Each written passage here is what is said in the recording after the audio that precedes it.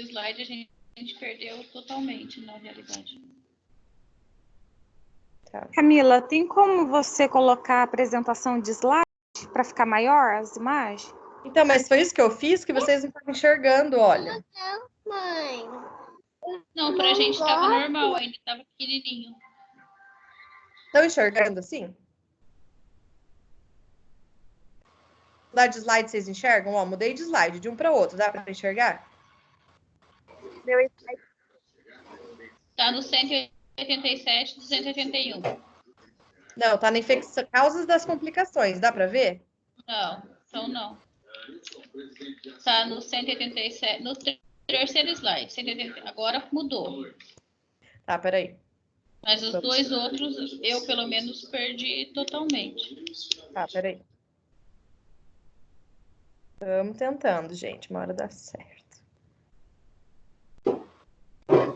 E agora, mudou de slide?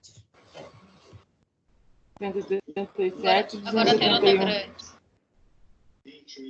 Agora, o que tá aparecendo? Agora ficou melhor. Infecção do maior. sítio. Tá aparecendo frase por frase, eu tirando, colocando?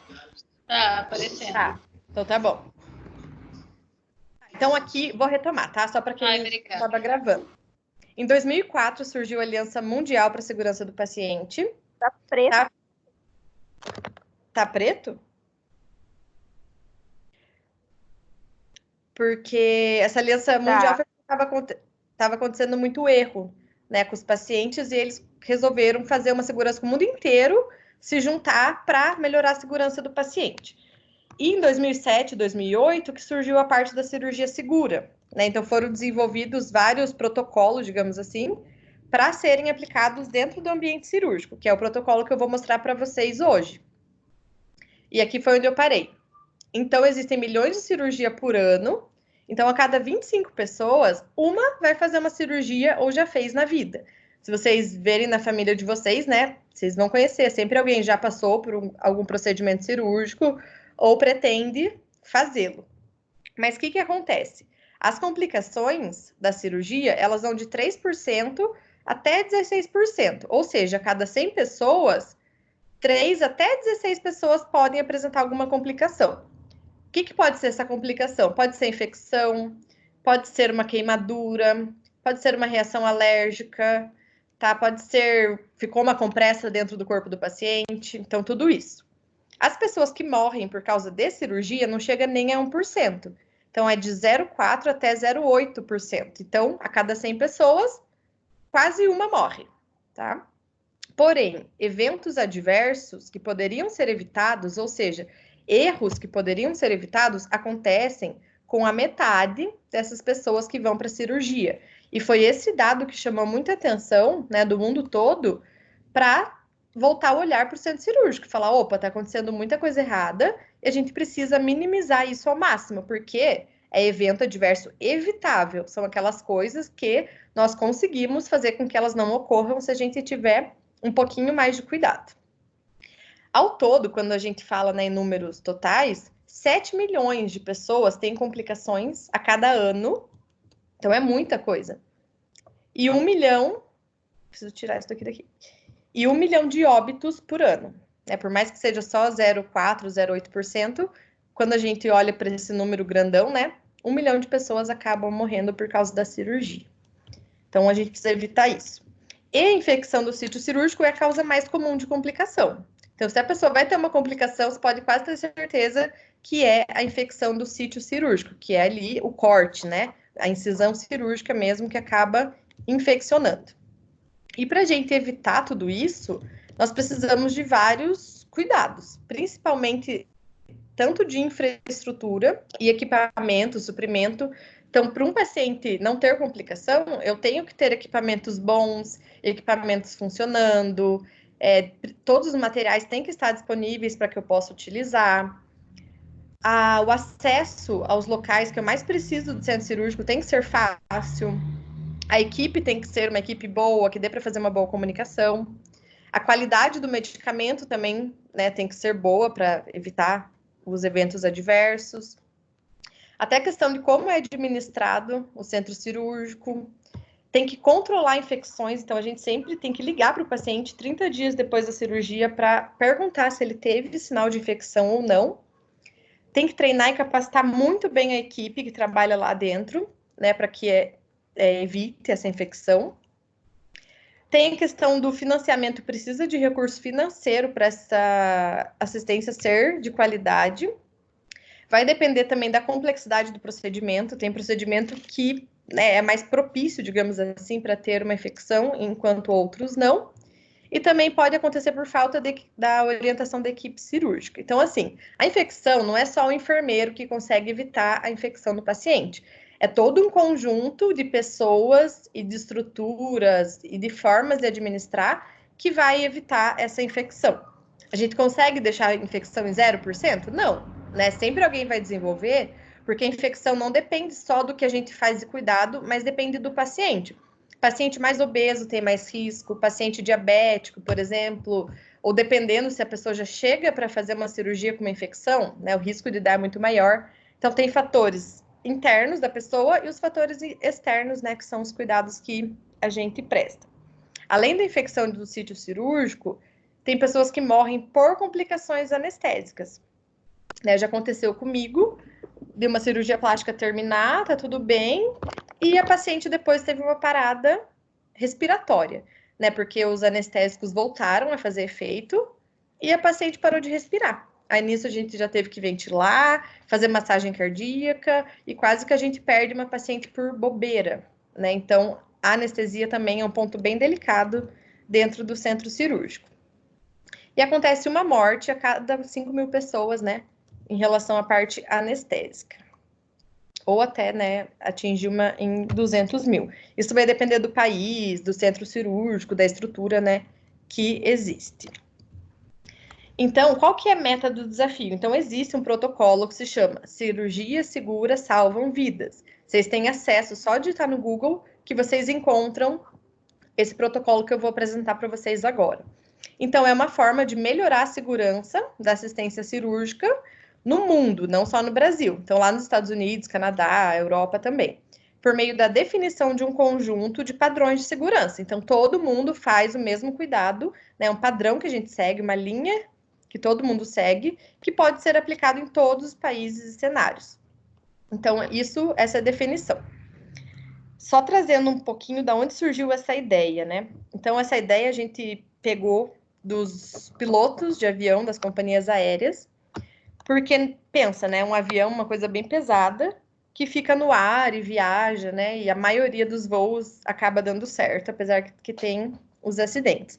Mas antes do avião decolar, existe um checklist que o avião faz, checando todos os procedimentos, todas as etapas, todos como posso falar?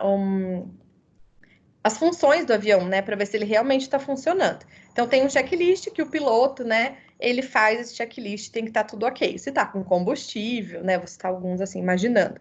Se as turbinas estão funcionando, se foi feita uma manutenção, se as portas estão fechando. Então, tudo tem que ser perfeito, né? O voo não dá chance para o erro, porque se uma porta não estiver fechando direito, né, o risco de um acidente é muito grande. Se a turbina não estiver funcionando, o avião não vai funcionar também, né? Então, o risco de matar ali centenas de pessoas de uma vez só. Então, a cirurgia se inspirou no avião para fazer esse tipo de checklist, tá? Olha só o piloto do avião, né? Motorista não. A quantidade de comandos que ele tem aqui na cabine, né? A quantidade de indicadores, de mapinha que ele tem que ver e saber dominar tudo isso, né? Para que não aconteça um acidente com o avião. Então, nada pode sair errado durante um voo. E também nada pode sair errado durante uma cirurgia. Por isso existe a pausa cirúrgica. A mesma pausa que o piloto faz antes de decolar, para fazer o checklist, verificar se tudo está certo, a equipe cirúrgica também para dentro da sala operatória, fala, ó, vamos fazer o checklist da cirurgia segura, para checar item por item, tá? Isso vai evitar diversos erros e complicações do paciente. Geralmente a pausa dura menos de 1 minuto, porque são perguntas simples, rápidas, fáceis, que tanto o cirurgião, anestesista, enfermeiro, técnico de enfermagem estão na mesma sala presente, e todo mundo responde tudo. Aliás, quase tudo. feito pela equipe cirúrgica e tem uma lista de verificação. Então, trazendo para o ambiente, né, cirúrgico mesmo, aqui está a paciente, antes de ser anestesiada, precisa fazer isso, porque se precisar checar algum cuidado, alguma alergia que a paciente tem, que a gente precisa da informação dela, não pode anestesiar antes.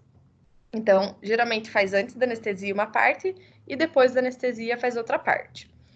Então, quem fica na cabeça sempre é o anestesista, tá? O cirurgião, ele não tá aqui, ele deve estar degermando. Mas vamos fazer de conta que essa moça aqui, tá? E essa enfermeira que vai fazer o checklist. Então, ela vai falar, olha, vamos fazer o checklist. Então, o nome da paciente é tal, a idade é tal, a paciente não tem nenhuma doença, ela não tem alergia, ela vai operar a perna direita, pergunta para o anestesista se tudo está funcionando, se os aparelhos são ok, então faz toda a checagem do anestesista, pergunta para o cirurgião quanto tempo a cirurgia vai durar, tem risco de perda sanguínea, precisa reservar sangue, precisa reservar UTI, precisa de algum equipamento diferente, né? Para que todos aqui na sala conversem e tenham uma comunicação boa para cuidar dessa paciente. Então, esse é o momento da pausa.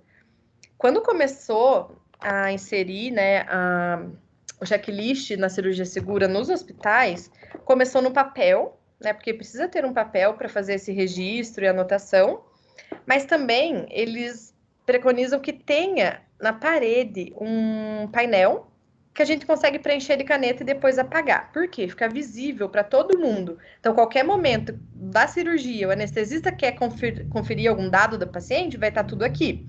Ah, o cirurgião quer olhar que lado que é a cirurgia, então vai estar escrito aqui, ó, lateralidade. Então, é importante que tenha esse quadro visível para as pessoas, né, equipe cirúrgica, conseguir fazer esse cuidado mais seguro. Então, geralmente, esse quadro, gente, que vocês vão ter que fazer para atividade para me enviar, tá? Eu faço no PowerPoint, que eu acho que fica bem mais fácil. Mas pode fazer em qual programa vocês quiserem. Então, aqui são os dados do paciente, né? Nome, data de nascimento, tipo sanguíneo, o cirurgião e a cirurgia. A lateralidade significa direita, esquerda, dos dois lados, ou não se aplica, por exemplo, estômago, só tem um, né? Não é nem do lado direito nem esquerdo, então não se aplica. Aí nós temos 3 momentos. Antes da indução anestésica, então a gente faz algumas perguntas. Antes de fazer a incisão no paciente, ou seja, antes de cortar o paciente, a gente para de novo. E após a cirurgia, a gente faz outra checagem para ver, por exemplo, se o número de compressas está batendo, não ficou nenhuma lá dentro do paciente, tá? Então, basicamente, é esse quadro aqui. Mas também existe o papel, porque vai no prontuário do paciente para certificar que realmente o checklist ele foi feito. Então, para a gente ter essa segurança, esse cuidado, a gente tem que cuidar tanto do pré-operatório. Então, a cirurgia segura começa lá fora, no pré-operatório, vem no transoperatório, dentro da sala cirúrgica, e no pós-operatório, quando está em recuperação, ou mesmo o paciente já foi para o quarto. Então, o que a gente pode cuidar para prevenir erro no pré-operatório? Então, o paciente tem que assinar o consentimento informado. Então, o paciente assina assim, ó, eu estou ciente de todas as complicações e os benefícios e riscos que essa cirurgia vai me trazer. Se ele não assina isso e depois acontece alguma complicação, quem que vai responder? Se o paciente não assinou? Aí vai ser o enfermeiro, vai ser o médico, vai ser o anestesista, dependendo do que tenha acontecido. Então, esse consentimento, ele é, assim, uma segurança para a equipe cirúrgica, porque se acontecer algo errado, a responsabilidade é do paciente. Claro que às vezes, né, dependendo do caso, o paciente pode processar e tudo mais, mas pelo menos ele assinou um termo falando que ele já sabia dos riscos. Então, a gente nunca esconde do paciente tudo aquilo que pode acontecer com ele, né, porque o paciente, ele tem que estar ciente, ele não pode entrar no centro cirúrgico achando que tudo vai dar certo, que tudo vai ser bom e nada vai acontecer de ruim. Não, então a gente tem que contar para ele os riscos também.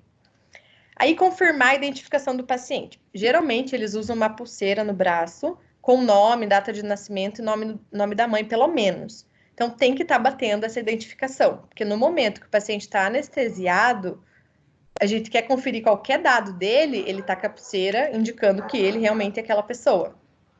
Já aconteceu de chegar no centro cirúrgico 3 Marias, só que uma da cirurgia cardíaca, outra vai fazer uma reparação de fratura de osso e a outra pessoa vai tirar vesícula. Então, eu não posso levar as Marias para salas erradas. E às vezes elas tomam pré-anestésico, chegam lá sonolentas. Então, quem me garante que eu estou operando a Maria certa? Né? Então, tem que ter a confirmação do nome do paciente completo.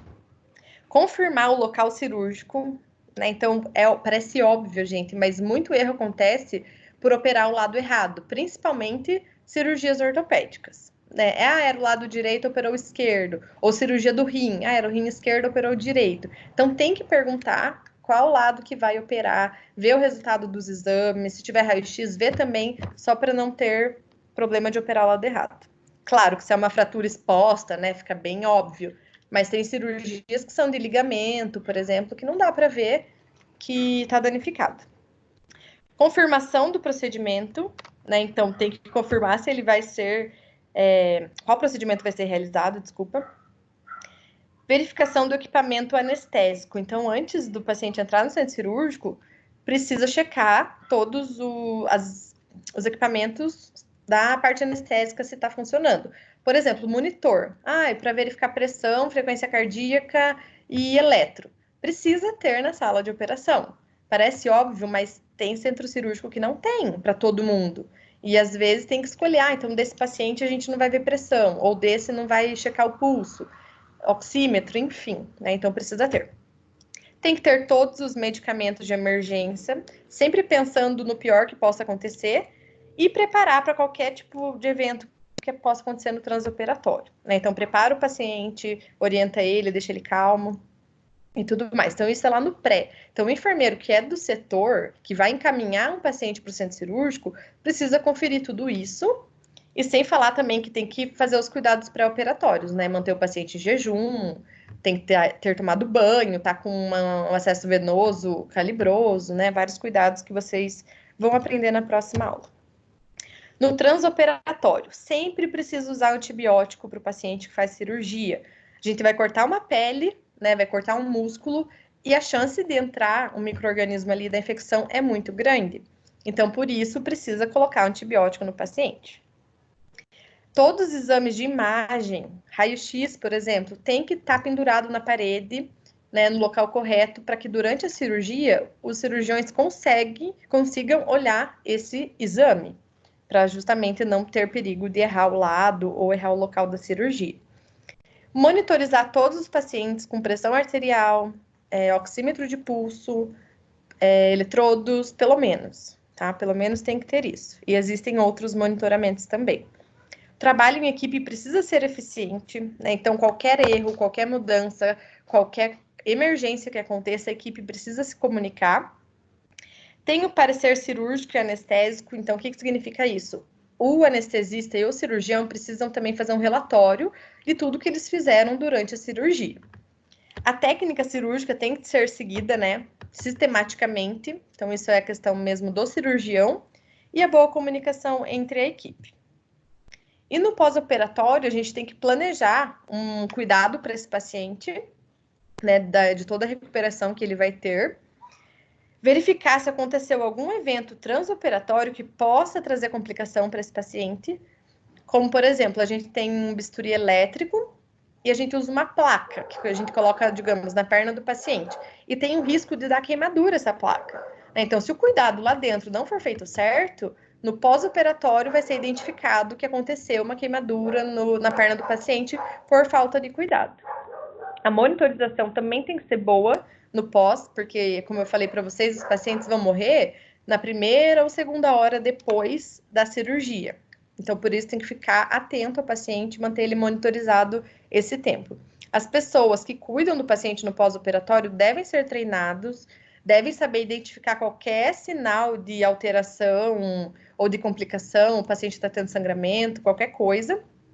E tem que ter todos os recursos, né, para conseguir funcionar esse cuidado pós-operatório, tanto na sala de recuperação anestésica, quanto no setor, tá? Então, são vários cuidados. E aí a gente entra nos 10 objetivos. A cirurgia segura, ela traz no manual lá dela, do protocolo, 10 passos, né, 10 objetivos que a gente tem que alcançar para que o paciente esteja um pouco livre, né, dessas complicações e tenha realmente uma qualidade e uma segurança durante a cirurgia. Então, os 10 objetivos da cirurgia segura. Primeiro objetivo. Vocês estão me entendendo? Querem fazer alguma pergunta? Estão com alguma dúvida?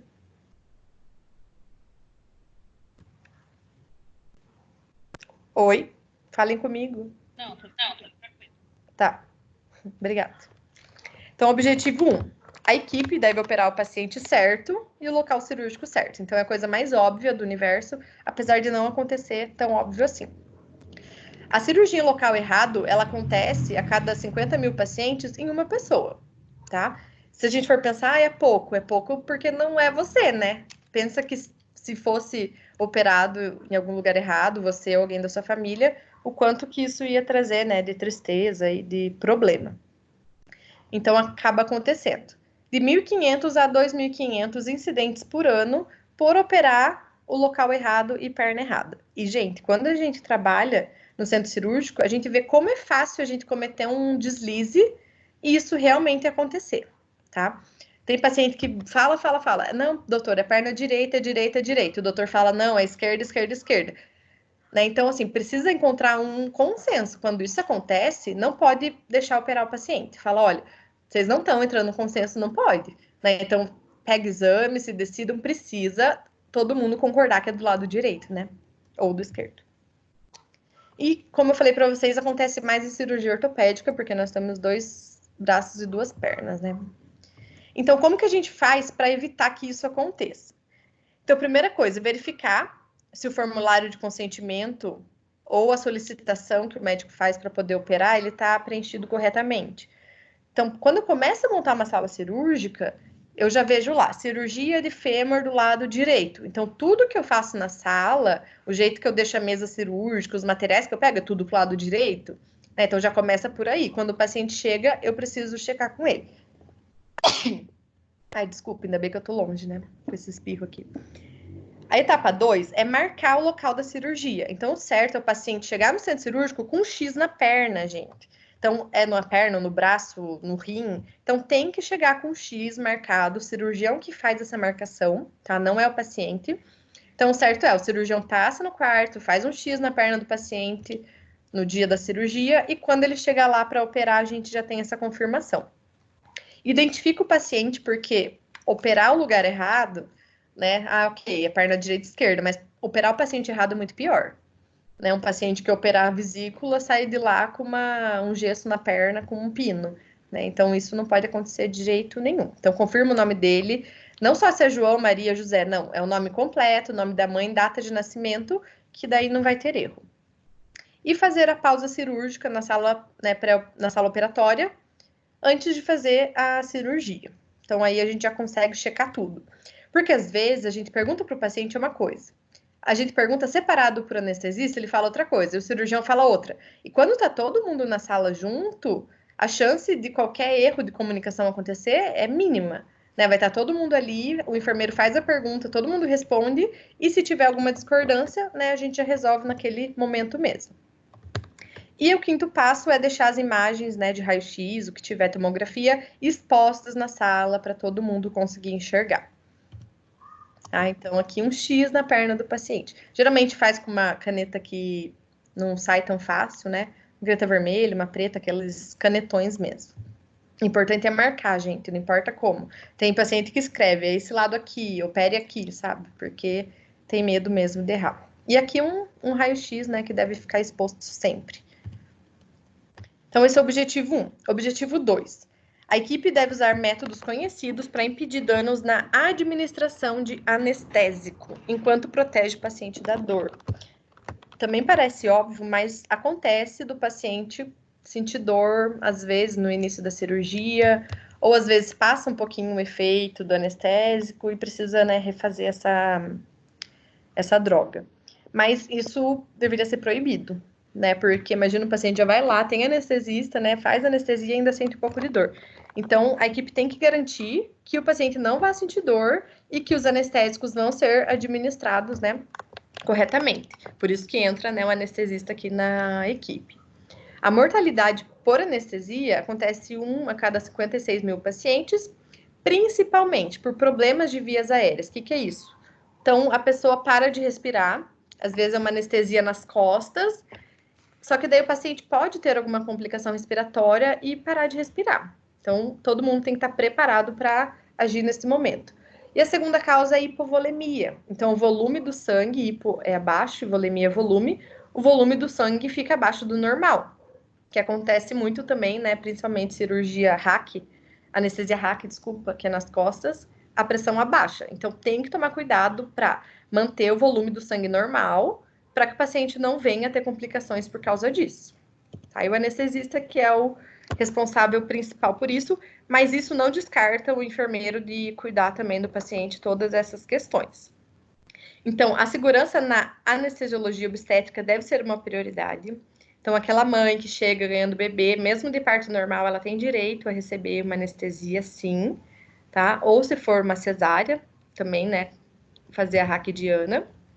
Monitorização contínua sempre, gente. Não precisa nem perguntar. Ah, professora, vai ter cirurgia, tem que monitorizar o paciente? Óbvio.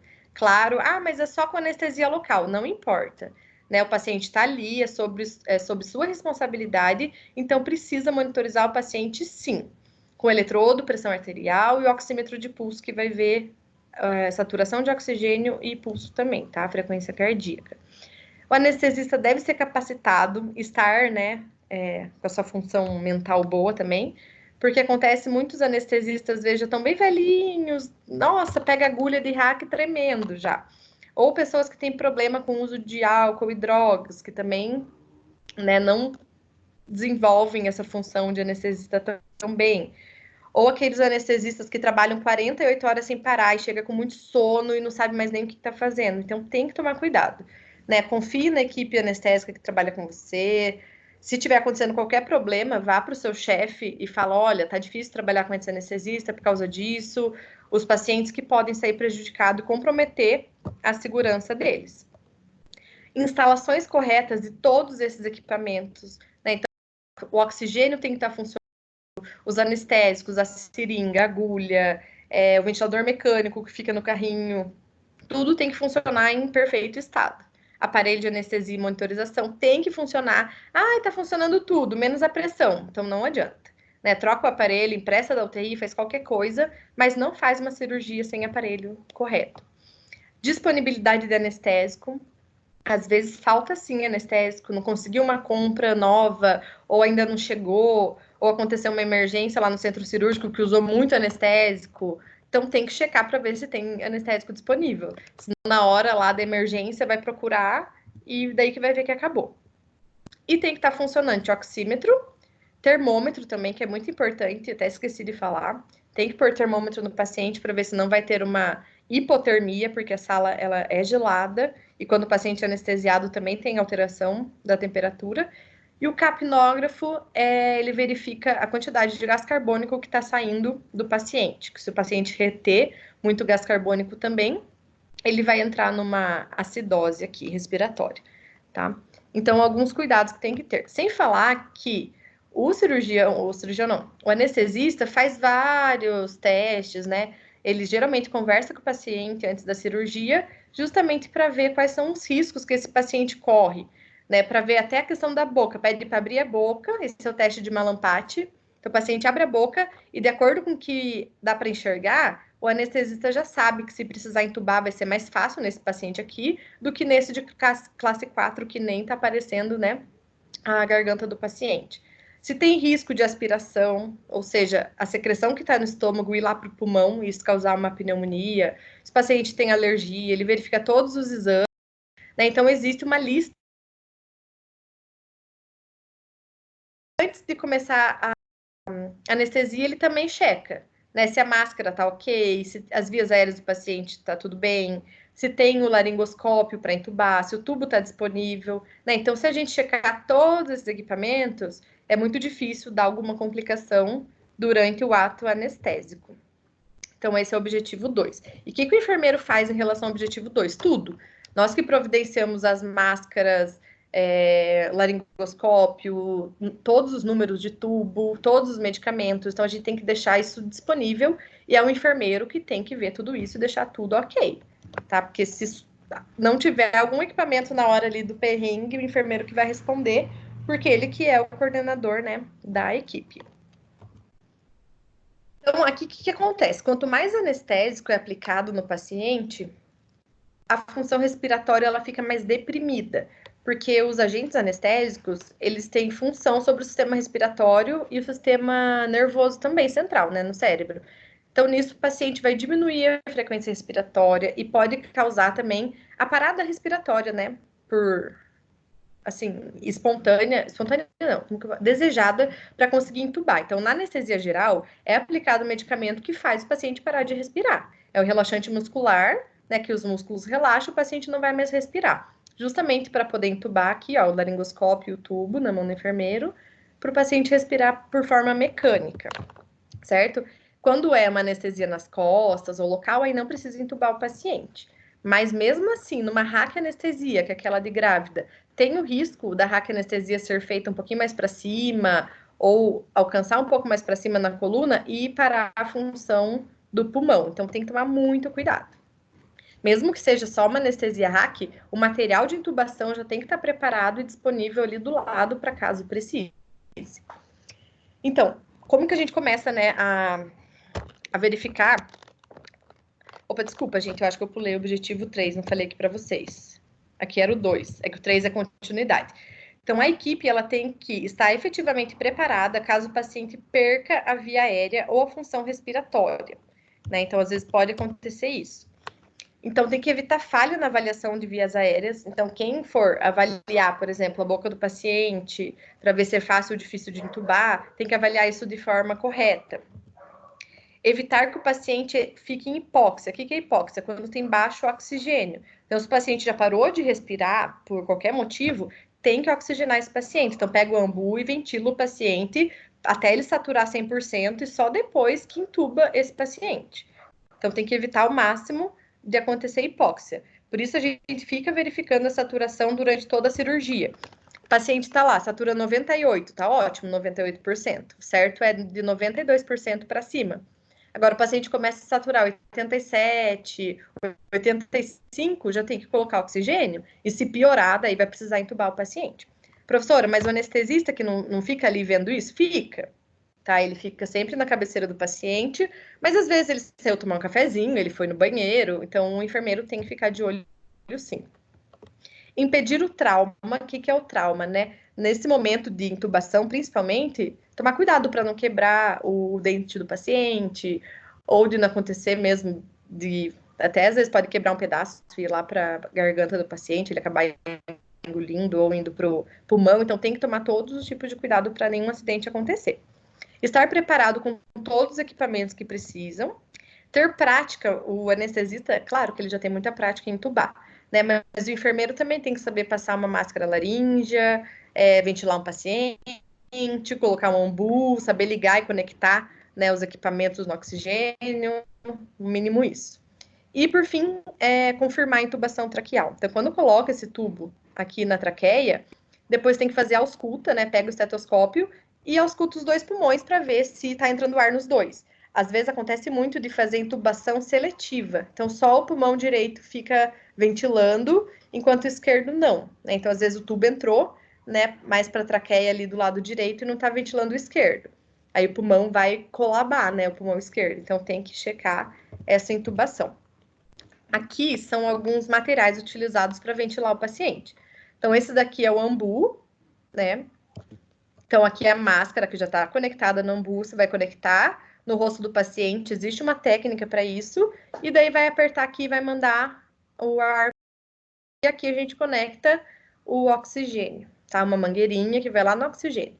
Esse é o tubo endotraqueal, aqui é o cuff, né, que a gente insufla com ar, uma seringuinha de ar, a gente coloca o ar por aqui, e depois vai insuflar lá dentro da traqueia, que não é para segurar o tubo na traqueia, não. Isso daqui é simplesmente para evitar que o ar passe por fora do tubo, né? Porque se tiver vazamento de ar aqui, a gente não consegue controlar a respiração certinho.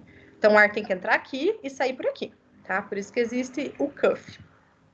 Essa é uma máscara laríngea que o enfermeiro pode passar, né? Então, ela também, essa partezinha aqui laranja, funciona como um cuff. Então, você passa ela sem ar, e depois que você passou, né, ela não chega a ficar lá dentro da traqueia, ela fica mais para cima, você injeta ar aqui também e daí vai insuflar lá dentro. Então, esse enfermeiro pode passar, O ambu, o enfermeiro pode, né, ventilar o paciente, mas o tubo, somente o médico que pode intubar o paciente. Ó, aqui é uma foto, né, da máscara laríngea, e ela fica logo aqui no comecinho mesmo da traqueia. Diferente do tubo, que acaba indo um pouquinho mais longe. Tem o laringoscópio também, ou broncoscópio, se precisar, mas quando a intubação está muito difícil, o médico utiliza, né, para verificar aqui a traqueia, a árvore brônquica. E esses são os equipamentos que a gente tem que saber usar. O paciente parou de respirar, né, ventila o paciente, pede para alguém chamar o médico, né, anestesista, para intubar o paciente, certo? Se tiver máscara laríngea, se souber passar e não tiver médico lá, aí você pode passar também, né? Enfermeiro que trabalha na recuperação anestésica, ele tem que ter treinamento para passar a máscara laríngea se acontecer, né, uma situação mais... E outra coisa que acontece muito é aspiração durante a cirurgia. O que é aspiração? Quando o paciente vomita, tá? E por ele estar anestesiado, ele não consegue virar o rosto para o lado e colocar tudo para fora, e ele acaba mandando para os pulmões o conteúdo que era do estômago, ou seja, o vômito vai para o pulmão. Por isso que a gente pede para o paciente ficar em jejum pelo menos 8 horas antes da cirurgia, para evitar isso. Então, quando ele vai para o centro cirúrgico, o estômago tem que estar vazio. E a gente pede para não beber água e nem comer, porque ele pode aspirar água também. E por que acontece isso durante a cirurgia? Vários anestésicos acabam dando tontura, o paciente sente enjoo e acaba vomitando por conta disso, tá? Então, isso acontece em 2 a 3 a cada 10 mil pacientes, né, que fazem cirurgias eletivas, que são aquelas marcadas, em 11 pacientes quando são procedimento de emergência. Por que essa diferença? Procedimento de emergência, o paciente, a gente nunca sabe se ele está em jejum ou não, e geralmente ele acabou de comer, mas se ele tá sangrando por dentro, não importa isso, né? Daí a gente deixa o jejum para lá, porque ele tem risco de vida mesmo, risco de morte, né? Se não for feita a cirurgia urgente. Mas olha o tanto que cresce, né? De 3 vai para 11. Então, mais que triplica a quantidade de aspiração. E alguns fatores que ajudam, né? Que vão piorar esse risco de aspiração. Então, cirurgia de emergência, paciente que não está em jejum, né? Então, o paciente chegou na parte cirúrgica, quando é eletiva, marcada, primeira coisa que pergunta é se está em jejum. Agora, se perguntar se está em jejum, às vezes a pessoa está em jejum faz 2 horas. Então, não é certo perguntar assim. Tem que perguntar, faz quanto tempo que o senhor comeu a última vez? Faz quanto tempo que o senhor bebeu água a última vez? Aí sim a gente vai ter uma noção se o paciente está em jejum. Senão ele vai ficar 4 horas em jejum e vai falar que tá tudo bem, não tá, né? Depois ele tem aspiração, dá uma pneumonia aspirativa, tem que ir para UTI numa cirurgia que era simples, que não precisava acontecer isso. A obesidade é outro caso, porque os pacientes obesos, eles têm, né, o estômago ali vai estar, digamos, um pouco mais apertado quando eles deitarem, e também pelo fato de, na hora que eles tentarem vomitar, eles também não conseguem tanto, né? Vão conseguir liberar tudo e vai acabar broncoaspirando um pouquinho mais.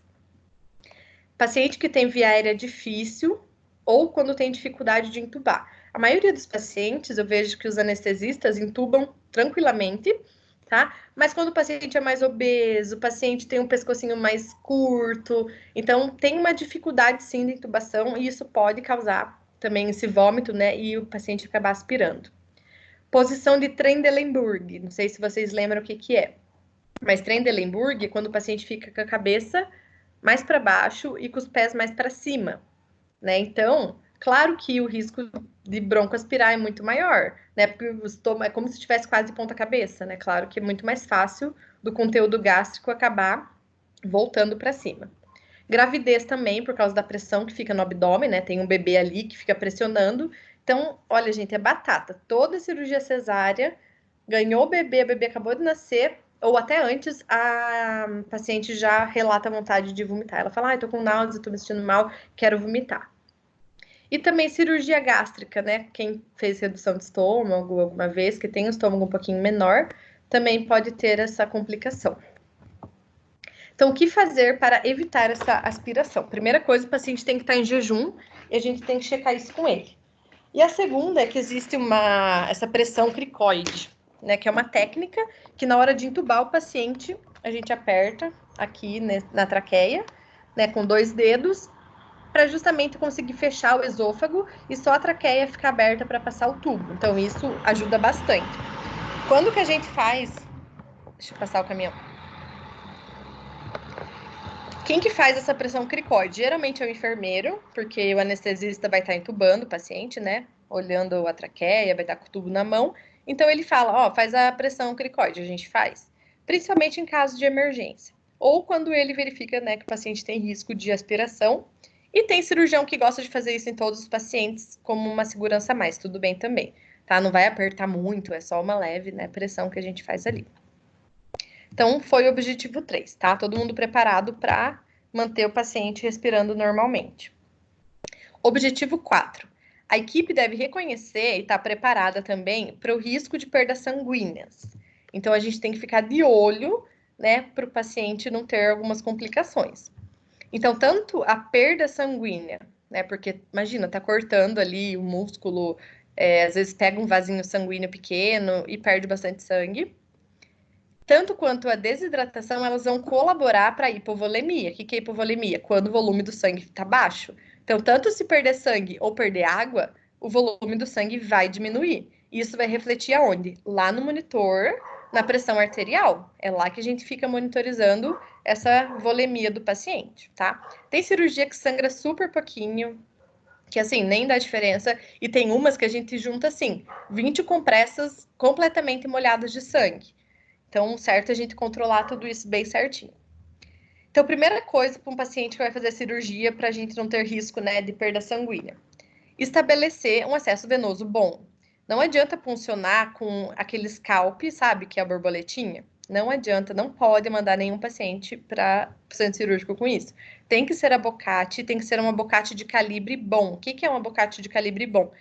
Pelo menos número 20, que é aquele abocate rosa que a gente treinou no laboratório. Pelo menos um daquele.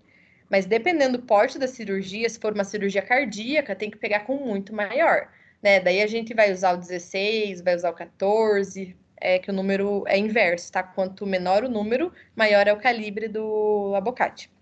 Então, centro cirúrgico já pensa nisso. O paciente tem aquela veia linda, maravilhosa, já aproveita e funciona com o abocate bem grosso, tá? Claro que não é para judiar do paciente nem nada disso. Precisa ter suprimento de fluido adequado, então tem que ter soro fisiológico na quantidade necessária, se for usar ringer lactato, se for usar glicose, e também precisa fazer reserva de sangue, né, naquelas cirurgias que a gente já sabe que vai sangrar mais. Então, toda cirurgia cardíaca liga lá na central e já encomenda o sangue do paciente. Tá? Então, antes de começar a cirurgia, esse sangue já está lá dentro do centro cirúrgico, da geladeira, só aguardando para ser utilizado. Então, tem que confirmar isso. O que a gente não pode imaginar é assim, o anestesista deve ter pedido. O cirurgião deve ter reservado o sangue. Não importa. Se você é enfermeiro do centro cirúrgico, você vai ligar para o cirurgião, vai perguntar, ou vai ligar na enfermaria, você vai ligar no banco de sangue, você precisa ter certeza que aquele sangue ele foi reservado. E pedir para trazer para o centro cirúrgico para ficar ali na sua mão. Porque na hora da emergência não dá tempo de ficar ligando para ninguém para trazer sangue. Controlar frequência cardíaca, pulso e pressão arterial. A frequência cardíaca e pulso é a mesma coisa, mas dá para avaliar diferente. Então, como eu falei, se perder muito sangue ou desidratar muito, a pressão arterial vai cair, tá? Isso é óbvio.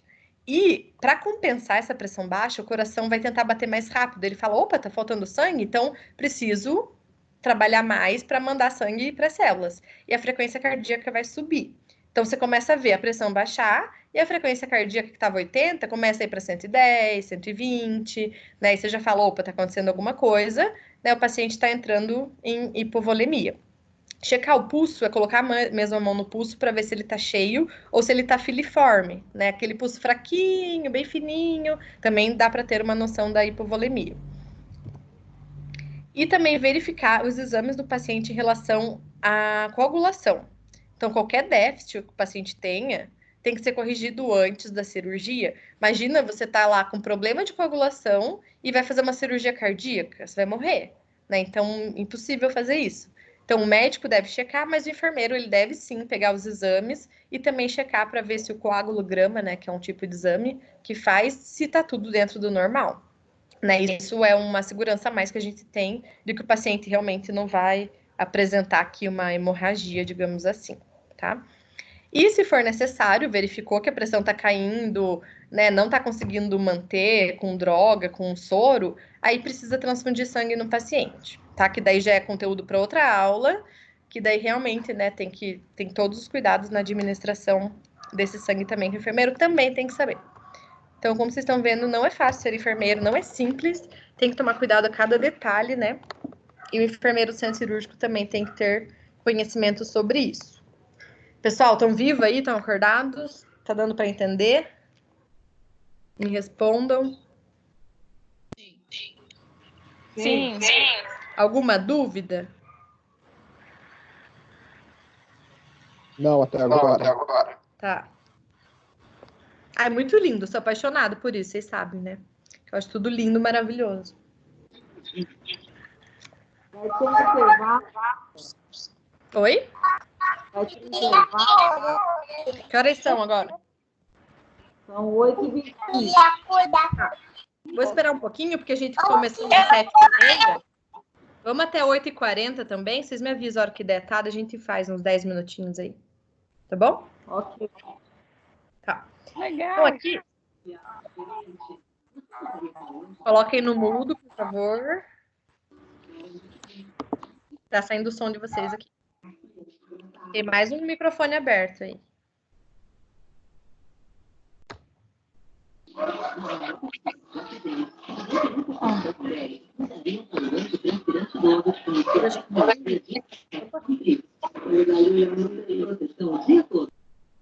Deixei.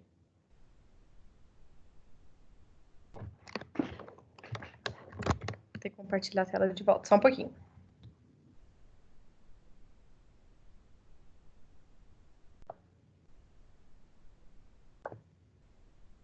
Um minuto, por favor. Como é que faz para botar? Estão enxergando, gente? Aqui, ó, vou aumentar. Suelen e Gabi me respondam. Estão enxergando minha tabela e eu mudando de slide? Estamos enxergando a tabela na tela menor. Vou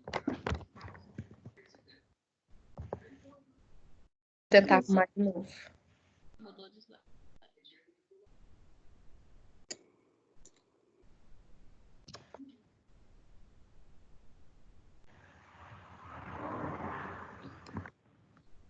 Mudou de slide aí para vocês?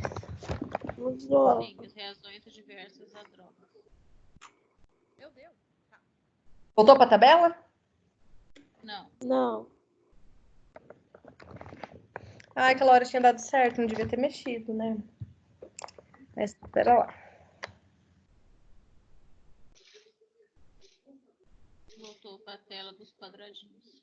Uhum. Agora vai dar. Oi? Tá preta Voltou para a ainda. tabela. Voltou Tabela, pra né? Tá. Então, assim, essa tabela não precisa decorar. Oi? Tabela. Tá. Essa tabela aqui, gente, não é para decorar, é só para vocês terem uma noção do que acontece, tá? A perda sanguínea, ela é classificada desde classe 1 até classe 4. Classe 1 perde pouco sangue e 4 bastante.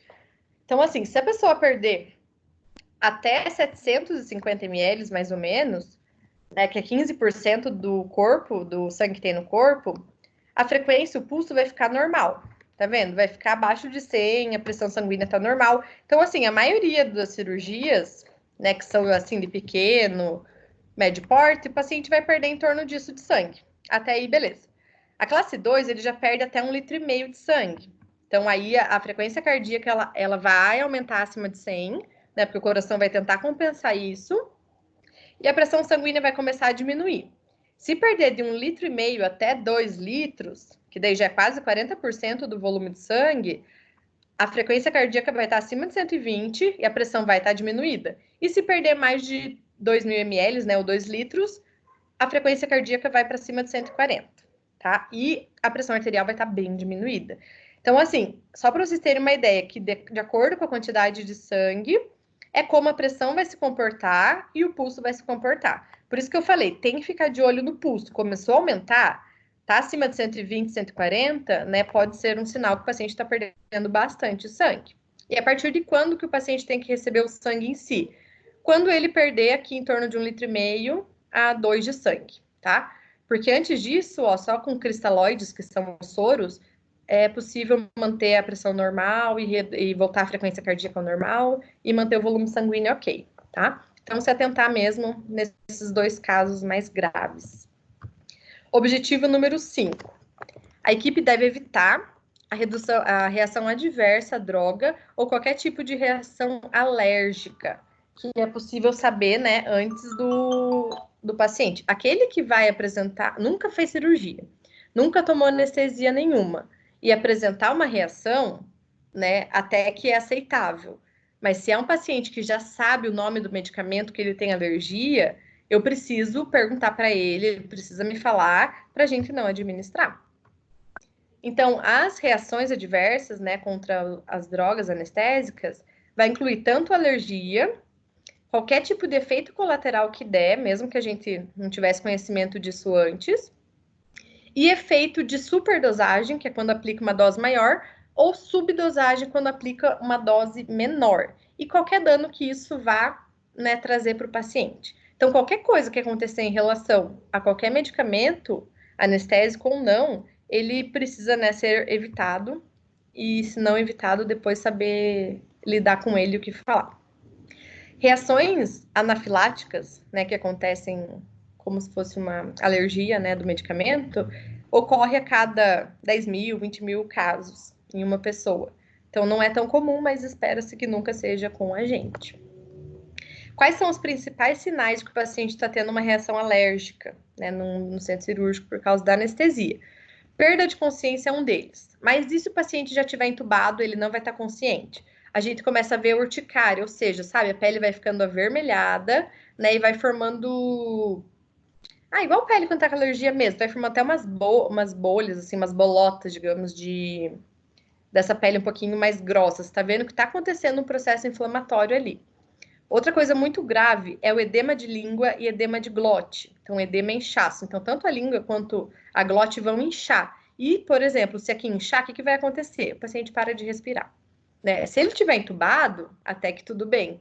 Mas se não estiver entubado, às vezes é um paciente de raquianestesia, aí vai fechar aqui a glote, o paciente vai parar de respirar. Então, percebeu qualquer vermelhidão na pele do paciente, olha, não estava assim, ele não chegou desse jeito, e começou a ficar, pode suspeitar de uma reação alérgica. E para isso, né, existem alguns antídotos, né, alguns medicamentos que cortam essa reação. Não totalmente, né, mas já dá uma boa amenizada. Erros na administração de droga, gente, acontece morte em 24% das pessoas, então isso é muito sério. O enfermeiro, ele não pode administrar uma droga que não seja da competência dele, como drogas anestésicas. Quem administra o anestésico é o anestesista. Tem que ser assim, tá? Mesmo que esteja na sua frente, mas ele pediu, o anestesista tá aqui. Às vezes ele fala que é 2 ml e era para ter aplicado 5. Ou você faz a seringa inteira, depois ele fala, meu Deus, era só 5 ml e não 10. Então, assim, não pode administrar a droga anestésica. Os outros tipos de droga que a gente conhece, sabe o efeito, né, e já está acostumado a preparar, tudo bem. Faz uma dipirona, porque o paciente está com dor lá na recuperação anestésica. Faz um tramal, uma novalgina, qualquer coisa, ok. Agora, a droga anestésica não pode. Tá? Porque o risco de fazer uma dose a mais é muito grande, ou a menos também, e não resolver o caso do paciente. Então, o que pode acontecer no erro? A omissão, né? Então, quando era para administrar uma certa droga e ela não foi administrada, tá? Isso daqui pode ser tanto para o enfermeiro quanto para o anestesista, tá? Então, às vezes, era para o anestesista administrar um remédio lá para dor bem forte. Ele esqueceu ou não administrou. Então, ele fez omissão, né, dessa administração. Tem a repetição. Então, a pessoa faz uma vez, depois esquece se fez ou não e reaplica aquela dose, né, fazendo com que o paciente tenha uma dose extra aí, o dobro. Substituição de droga quando você usa a droga errada, né, era para usar uma ou outra. A dose incorreta, tanto para mais quanto para menos. Se o anestesista usa uma droga para menos, o paciente provavelmente pode sentir uma dor, um desconforto. Se usar para mais, vai sedar demais o paciente e depois ele vai demorar muito, muito, muito para ele voltar ao normal. Ou vai causar uma parada respiratória, uma parada cardíaca. Porque as drogas anestésicas, gente, são muito fortes. Para vocês terem noção, tem uma droga que é 100 vezes mais potente que a morfina. E tem uma que é 1000 vezes mais potente que a morfina. Isso dentro de uma ampola de 2 ml. Então, imagina, era para pegar os 2 ml, diluir em 10 de água destilada. Imagina aplicar os 2 direto, o paciente morre na hora. Né? Então, assim, é muito, muito perigoso. A via incorreta de administração, né? Então, era para colocar na sonda e fez na veia, né? Matou na hora. E administrar no paciente incorreto. Então, assim, são alguns erros bem comuns que acontecem. E, assim, 1/4 das pessoas vão morrer. A cada 4, uma vai morrer por causa disso. Então, assim, é muito sério. O enfermeiro tem que ter conhecimento disso. As drogas anestésicas ficam presas dentro de um armário na sala do enfermeiro. O enfermeiro fica com a chave. Então, não fica com o anestesista as drogas anestésicas, não. O enfermeiro faz controle de quantas tem no começo do plantão e no final tem que ter a mesma quantidade, tanto das cheias quanto das vazias. Por isso que eu sempre falo, não joga o frasquinho de nenhuma medicação fora, porque se for anestésico, né, você vai precisar do frasco depois. E é o enfermeiro que faz todo esse controle. Então, o enfermeiro tem que ver a dose que está vindo do medicamento, a quantidade, questionar se um cirurgião usou, nossa, por que usou 10 propofol no paciente, numa cirurgia que durou 1 hora, sabe? Então, o enfermeiro tem que ter essa noção para conseguir fazer o controle disso. Só aproveitando a deixa, tem muitas pessoas, profissionais, que são viciados em drogas anestésicas, né? Que sabem usar a droga anestésica, sabe a dose que tem que administrar e que tem vício, igual como se fosse álcool, né? Ou qualquer outro tipo de droga. E ela é muito perigosa, porque ela causa dependência, e além disso, né, pode causar uma insuficiência respiratória e o paciente morrer, certo? Então, o enfermeiro tem que ter controle disso tudo. Em relação ao paciente, né, a gente tem que saber se ele tem histórico de alergia. Então, por isso que lá na anamnese tem a pergunta, né, se tem alergia a algum medicamento? Não só medicamento, eu geralmente pergunto de comida e de algum animal também, né? Tem pessoas que se um bicho picar também já tem alergia. Ter boa comunicação entre todos os membros da equipe, né, para justamente, às vezes, o cirurgião sabe que o paciente é alérgico, mas o anestesista não, nem o enfermeiro, então precisa avisar. Fazer a lista de checklist da cirurgia segura, vai garantir também, né, que a gente conheça se ele tiver alguma alergia. Muito importante, né, alguns hospitais têm essa etiqueta para das drogas.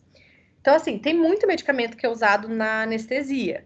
E geralmente as seringas são iguais, né? Elas são todas transparentes. O que vai diferenciar uma da outra aqui, uma é de 1 ml, uma é de 3, outra é de 5, de 10 e de 20. Mas se a gente tiver etiqueta, né, a gente cola na seringa. Então, preparou morfina, diluiu lá, aí cola essa etiqueta em cima da seringa da morfina. A midazolam, preparou midazolam? Coloca na seringa da midazolam, porque aí não tem risco do anestesista confundir uma seringa com a outra. E o que mais acontece você vê um monte de seringa na mesinha do anestesista, e assim, só ele sabe qual medicamento é qual, né? Então, se numa situação de emergência ele pedir, faz midazolam ali, que tá preparado na seringa, você nem sabe qual das 10 seringas que é. Então, tem que ter identificado, né? Seria perfeito.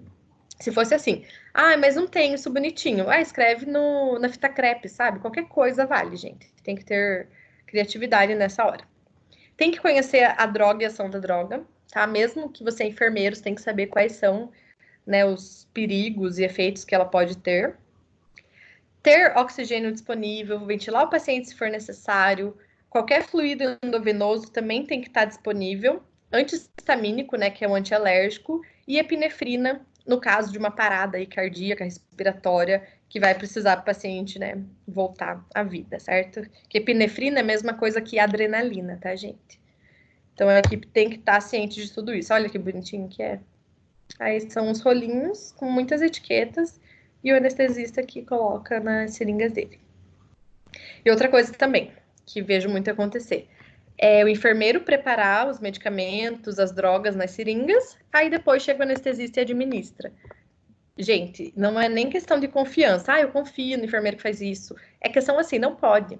Né? A gente já sabe que quem prepara o medicamento é quem deve administrar. E se só o anestesista pode administrar, ele que tem que preparar. Tá? Então, assim, se vocês forem enfermeiro um dia de centro cirúrgico, isso já deve ser um protocolo, uma prática óbvia no dia a dia de vocês. Tá? Quem prepara medicamento é só o anestesista. Medicamentos anestésicos, tá, gente? Diferente de um antibiótico, né? Que daí o enfermeiro pode preparar. Aqui é um hospital que eu fui, né? Isso daqui são todos anestésicos, se não todos, a maioria. Fica dentro de uma caixinha que vem lacrada, que fica com o enfermeiro, né? Então, o anestesista vai até o enfermeiro, pega essa caixinha e depois, no final, devolve.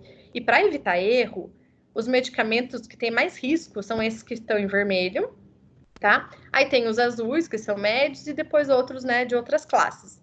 Mas só para o anestesista, a hora que olhar isso, não confundir um medicamento com o outro. E quando for dessa área vermelha aqui, tomar um pouco mais de cuidado na administração, justamente para não errar. Os anestésicos são calculados geralmente pelo peso do paciente. Então, dependendo do peso, eles multiplicam por 0,3 a cada quilo. Então, assim, eles têm que fazer muitas contas, tá? Para saber a dosagem correta. Né? Eles já sabem disso, é uma função deles, mas eu acredito que uma caixinha bem organizada possa evitar erro, porque tem medicamento que é muito parecido um com o outro. Né? Como que eu não vou confundir aqui esse que tem a bordinha azul e vermelha com esse que tem a bordinha vermelha também? Né? Um é amarelo, o outro também é meio amarelo, então tem que tomar muito cuidado. O único que a gente geralmente não confunde é o Propofol, que ele é branco, parece um leite. Então esse é o único que é mais difícil de confundir, tá? Que horas são? Vamos ver aqui. Vocês querem fazer um intervalo? Tem quanto tempo aí? Ah, tá no 6 até o 10.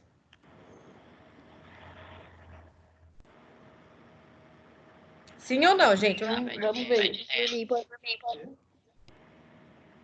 Para mim, podia passar direto. Só falta 4 slides, tá bom? Não, vocês são 4 slides, tem 4 objetivos. Por mim, pode continuar direto. Tá. Gente, como a gente tá longe assim, se alguém precisar levantar, vai no banheiro, volta, vai pegar alguma coisa para comer, tem problema não. Ainda mais que o fone de vocês está no mudo, daí não atrapalha ninguém, tá bom? Aí logo a gente termina, não vai até as 10, eu prometo. Eba, tá bom. Tá bom? Ok. Então tá, vamos lá. Força que faltam 4. Objetivo 6. Então, a equipe deve usar de maneira sistemática método e qualquer outro tipo, né, de cuidado para reduzir o risco de infecção do sítio cirúrgico. Então, assim, eu penso que a maioria dos cuidados que são feitos dentro do centro cirúrgico, desde a central de material, limpeza, esterilização, cuidado quando for abrir esse material estéril para não contaminar, tomar banho, fazer degermação na mão, usar avental estéreo, luva estéreo, é tudo para evitar a infecção do sítio cirúrgico. Né? Nenhum paciente quer ir operar e depois sair com uma infecção de lá. Então, a maioria dos cuidados são voltados para isso. Tá? Então, a infecção do sítio cirúrgico, ela contribui em 15% de todas as outras infecções que acontecem no hospital. Se a gente for ver, tem vários setores do hospital e 15% é só relacionado à cirurgia. Né? Então, por isso, o enfermeiro tem que cuidar muito bem disso. Sem falar que o paciente que tem essa infecção no local da cirurgia tem 2 vezes mais chance de morrer, 2 vezes mais chances de ir para a UTI e 5 vezes mais chances de ter que voltar para o hospital depois que ele já teve alta, porque a infecção ela vai aparecer até 30 dias depois da cirurgia. Então, não fiz cirurgia hoje, amanhã vai me dar febre, tô com infecção. Não. Ela vai demorar bastante para aparecer. Geralmente aparece até a 2ª semana, mas pode ser até 30 dias. E quando o paciente implanta algo dentro do corpo dele, uma placa, um parafuso, um silicone, seja o que for, pode demorar até 1 ano para aparecer a infecção. Tá? Então, assim, é muito grave e o enfermeiro lá do centro cirúrgico tem que controlar tudo para que isso não aconteça. Mas, como eu já comentei antes, é algo que não dá para garantir 100%, porque se o paciente também já é obeso, não tem a saúde boa, a imunidade está baixa, enfim, várias coisas vão levar ele a ter essa infecção também. Aqui é a porcentagem de infecção que acontece nos pacientes. Aqui no Brasil, que é essa segunda linha aqui, né, eles fizeram um estudo e verificaram que a cada 100 pacientes, 6,8 desenvolvem infecção do sítio cirúrgico, tá? Mas a gente pode ver aqui, ó, na Austrália é até maior, na França só 3,3, Itália também, e o país que tem mais baixo é a Tailândia, ó, 1,4 de porcentagem de infecção. Então a gente pode ver que fica até os 10%, só a Espanha que passou aqui dos 10% de infecção. Então, você que é enfermeiro de centro cirúrgico, se alguém perguntar qual é a taxa de infecção do seu centro cirúrgico, você tem que saber. Olha, no centro cirúrgico que eu trabalho, a taxa de infecção é 5%, né? Aí você já sabe se 5% é bom ou não, né? Quanto mais baixo, melhor, óbvio, né? Mas assim, em torno dos 2, 3, nossa, eu acho que já é um resultado excelente. E mês a mês, o enfermeiro pode colocar meta para a equipe. Gente, ó, a infecção tá dando 8%, tá muito grande. Então, vamos reforça o treinamento, faz capacitação, né? Faz um trabalho todo com a equipe para todo mundo atingir aquela meta. Ó, vamos baixar para 7%, 6%. Tá? Então, isso é um trabalho importantíssimo do enfermeiro. Não adianta o enfermeiro gerenciar o centro cirúrgico, fazer escala de funcionário, ver material, cuidar do paciente e não ter esses números, sabe? O enfermeiro tem que medir de forma numérica como que tá o trabalho da equipe dela. Então, ó, quando você aparece com uma taxa de porcentagem que você ligou para os pacientes e investigou, você tem mais dados, sabe? É palpável aquilo que você está fazendo. E aí que você consegue ver o resultado, se está sendo um bom cuidado ou se está sendo um cuidado ruim. Não só a infecção, mas todos esses 10 passos que eu estou mostrando para vocês podem avaliar. Né? Então, aqui, quantos erros anestésicos a gente já teve? Quantas alergias, quanta infecção, né? O enfermeiro pode contabilizar tudo isso. Então, isso é fazer uma gerência, né, do centro cirúrgico. A gente não só faz o cuidado, como analisa todos os dados também, né, ao redor e os resultados do trabalho que a gente faz. É igual ficar tendo aula e não ter prova, né? Aí você nunca vai ter uma nota, você não vai saber como que você tá indo. Então, o enfermeiro precisa fazer isso. Eu ia falar alguma coisa aqui. Outra coisa, por que a Tailândia tem 1,4%, Estados Unidos 2,6%? Ou porque eles realmente estão fazendo tudo certo, ou porque eles não estão identificando quando o paciente tem infecção. É igual o caso de coronavírus. Quando a gente só sabe se tem quando a gente faz o teste. Se não faz o teste, esse controle, parece que não tem nada, tá? Então, precisa ligar sim para o paciente para ter esse número. Talvez na Tailândia eles não ligam para ninguém. Então, esse número vai ser do paciente que volta lá no hospital com infecção, tá? Mas tem muita infecção que dá para tratar em casa, não precisa internar novamente. Então, tem que ver se é subnotificado ou se realmente o cuidado é excelente, tá?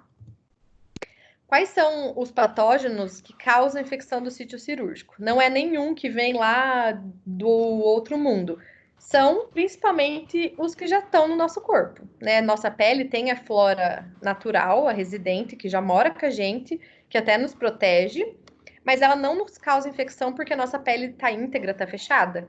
Agora, a partir do momento que você faz um corte cirúrgico, aí eles entram para dentro e se o teu corpo não tiver com antibiótico, não conseguir combater esses patógenos, vai ter infecção. Principalmente Staphylococcus aureus, tá? Staphylococcus coagulase, Enterococcus, Escherichia coli, que é tudo que a gente tem no nosso corpo, certo? E depois começa outros que não são tão comuns, mas que também às vezes passam no nosso corpo, né, sem querer. Ou o paciente fica internado muito tempo. Então é muito comum, né, pela mão do profissional passar micro-organismo de uma pessoa para outra. Por isso que a gente tem que lavar a mão para tocar em cada paciente diferente. Então, quem causa infecção são as próprias bactérias que a gente tem no nosso corpo. Por isso que o paciente toma banho antes de ir para o centro cirúrgico. Lá dentro, a gente lava com sabão a parte que vai ser operada de novo, administra antibiótico, todo o material tem que estar estéreo, né, para não ter essa bactéria no material, e todo mundo coloca avental estéreo, luva estéreo, né, para manter isso tudo ok, evitar a infecção. Aí nós temos 3 tipos de infecção. Ela pode ser superficial, tá? Quando fica aqui na pele, no tecido subcutâneo, que a gente chama de incisional superficial. Então, é bem ali perto da incisão cirúrgica, superficial, que daí é mais fácil de tratar. Tecidos moles profundos, tanto a parte de adiposa, de gordura, quanto o músculo. Ou pode ser uma infecção de órgão ou espaço, quando já atingiu o órgão, alguma cavidade mais profunda. Então, tem que tomar cuidado, tá? E dependendo também, a gente tem que avaliar se é só na pele, é mais fácil de tratar. Se tiver mais profundo, não é tão fácil. Se for no órgão, fica mais perigoso. E depois, claro, tomar cuidado para não ir para a corrente sanguínea, não virar uma infecção generalizada. O que o paciente vai apresentar em caso de infecção? Então, a pele vai ficar mais vermelha, vai ficar inchada, vai soltar algum tipo de secreção, o paciente pode ter febre. Então, existem alguns sinais, né, e sintomas que vão indicar essa infecção. Então, quando a gente liga para o paciente, a gente pergunta tudo isso. Olha, depois da cirurgia, o senhor apresentou febre? Não. Saiu alguma secreção da ferida do senhor? Um pus amarelo? Ou não? Ficou vermelha, inchada? Não. Ah, então tá bom. Então não teve infecção, tá? 96% das infecções de sítio cirúrgico, elas ocorrem até 28 dias. Por isso que a gente sempre liga no dia 30. Então, os pacientes que operaram no dia 1º de abril, a gente vai ligar no dia 1º de maio. Tá? Depois de 30 dias certinho que a gente liga. Quais os pacientes que têm mais risco de infecção de sítio cirúrgico ou condição? Quando tem diabetes, tá? Porque a diabetes, toda a questão, né, da glicose no sangue, isso facilita ter infecção. Paciente que fuma, porque os vasos sanguíneos, eles contraem, eles ficam mais fininhos, assim, mais fechados, e não chega tanto sangue, nutrientes, oxigênio no tecido. Uso de corticoide, né, pessoas que fazem esse tipo de tratamento, né, geralmente a imunidade fica um pouco mais comprometida. Pacientes obesos, extremo de idade, então tanto recém-nascido quanto os idosos têm mais chance, né, por todas as questões fisiológicas. Estado nutricional debilitado, imagina, nutrição, tudo que a gente come, né, tem que ter nutrientes, vitaminas, minerais, e se não tiver bom, com certeza o corpo não vai estar com a imunidade boa para rebater esses micro-organismos. Se o paciente faz transfusão sanguínea antes da cirurgia também, né, tem que tomar cuidado. Uma internação pré-operatória muito longa, como eu falei, o profissional toca em um paciente, depois em outro, ele fica ali usando o mesmo banheiro, né, então ele vai pegar outros micro-organismos, tá? E só, quando eu fui fazer cirurgia, gente, eu fiz, como eu trabalhava no hospital, né, no HU tinha muito caso de bactéria multiresistente e tudo mais, fiz um swab do nariz e saiu um bicho chamado Morganella morgani, que tem nome de cantora de rock, nunca tinha ouvido falar, não é uma bactéria normal que tem no nosso corpo, mas como eu convivia com muitos pacientes todos os dias, a minha flora já ficou colonizada com outros tipos de bactérias. Então, quem é profissional de saúde e vai passar por um procedimento cirúrgico, precisa fazer esse exame. Às vezes o médico vai falar, não, dá nada, não precisa não, precisa sim. Tá? Depois corta a sua pele, essa Morganella morgani entra aí para dentro do corpo e dá uma infecção. Então, toma cuidado. Aí eu tive que lavar o cabelo com clorexidina uma semana antes, passei antibiótico no nariz, no ouvido, né? Então tem todo o cuidado para tirar aquela bactéria e só depois que ela saiu eu pude fazer a cirurgia, né? Demorou 2 semanas para sair do meu corpo. Mas assim, profissional de saúde cuida porque a nossa flora ela é diferente das outras pessoas, sim. Então, o enfermeiro do centro cirúrgico tem que ligar, né? Fazer essa vigilância, 30 dias quando é uma cirurgia sem prótese e 1 ano quando é cirurgia com prótese. Às vezes, o hospital, né, deve ter, eu espero, a CCIH, que é de vigilância, né, de infecção hospitalar. Então, quando tem a CCIH no hospital, a CCIH que acaba fazendo esse controle, ligando para o paciente e tudo mais, e depois passa o dado para o enfermeiro do centro cirúrgico.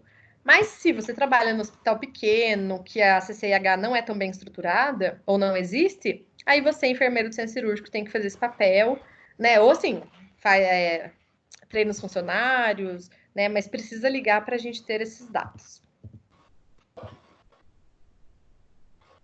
Então, assim, como que a gente pode melhorar essa questão da infecção do sítio cirúrgico, né?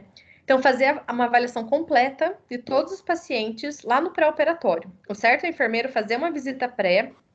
O enfermeiro não tem tempo de fazer tudo no centro cirúrgico, né? É muito difícil, mas vou falar do que seria ideal. Seria ideal ter o enfermeiro para fazer visita pré-operatória.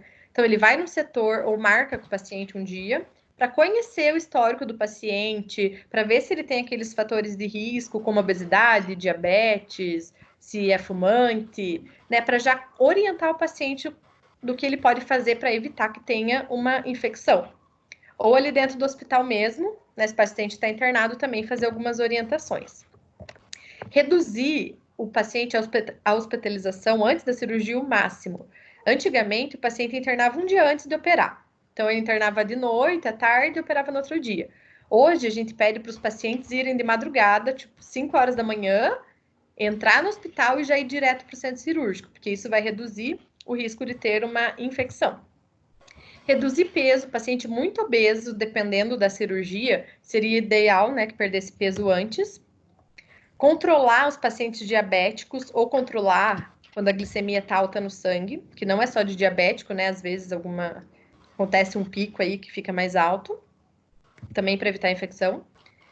Restaurar as defesas, né, do corpo, no caso que tem a imunidade está baixa, a nutrição não está adequada. Então, preparar esse corpo mesmo para ele receber o procedimento cirúrgico. Administrar antibiótico. Ele tem que ser administrado 60 minutos antes do corte cirúrgico.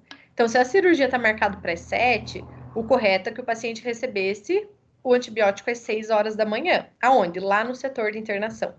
Mas o que acontece é, só quando o paciente chega no centro cirúrgico, que a gente prepara antibiótico e acaba administrando. Então, isso muda de hospital para hospital.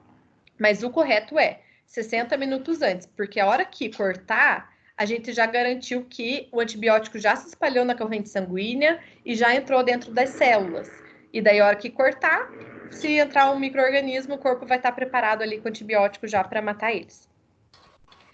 Manter a temperatura normal durante a cirurgia. Então, o paciente anestesiado, ele tende a perder as respostas de manutenção da temperatura. Uma anestesia geral, por exemplo, o paciente vai oscilar a temperatura de acordo com a temperatura da sala, né, por causa de todo anestésico. Então, se a sala está muito gelada, a temperatura do paciente vai cair bastante. Se a sala está mais quentinha, aí a temperatura vai conseguir manter.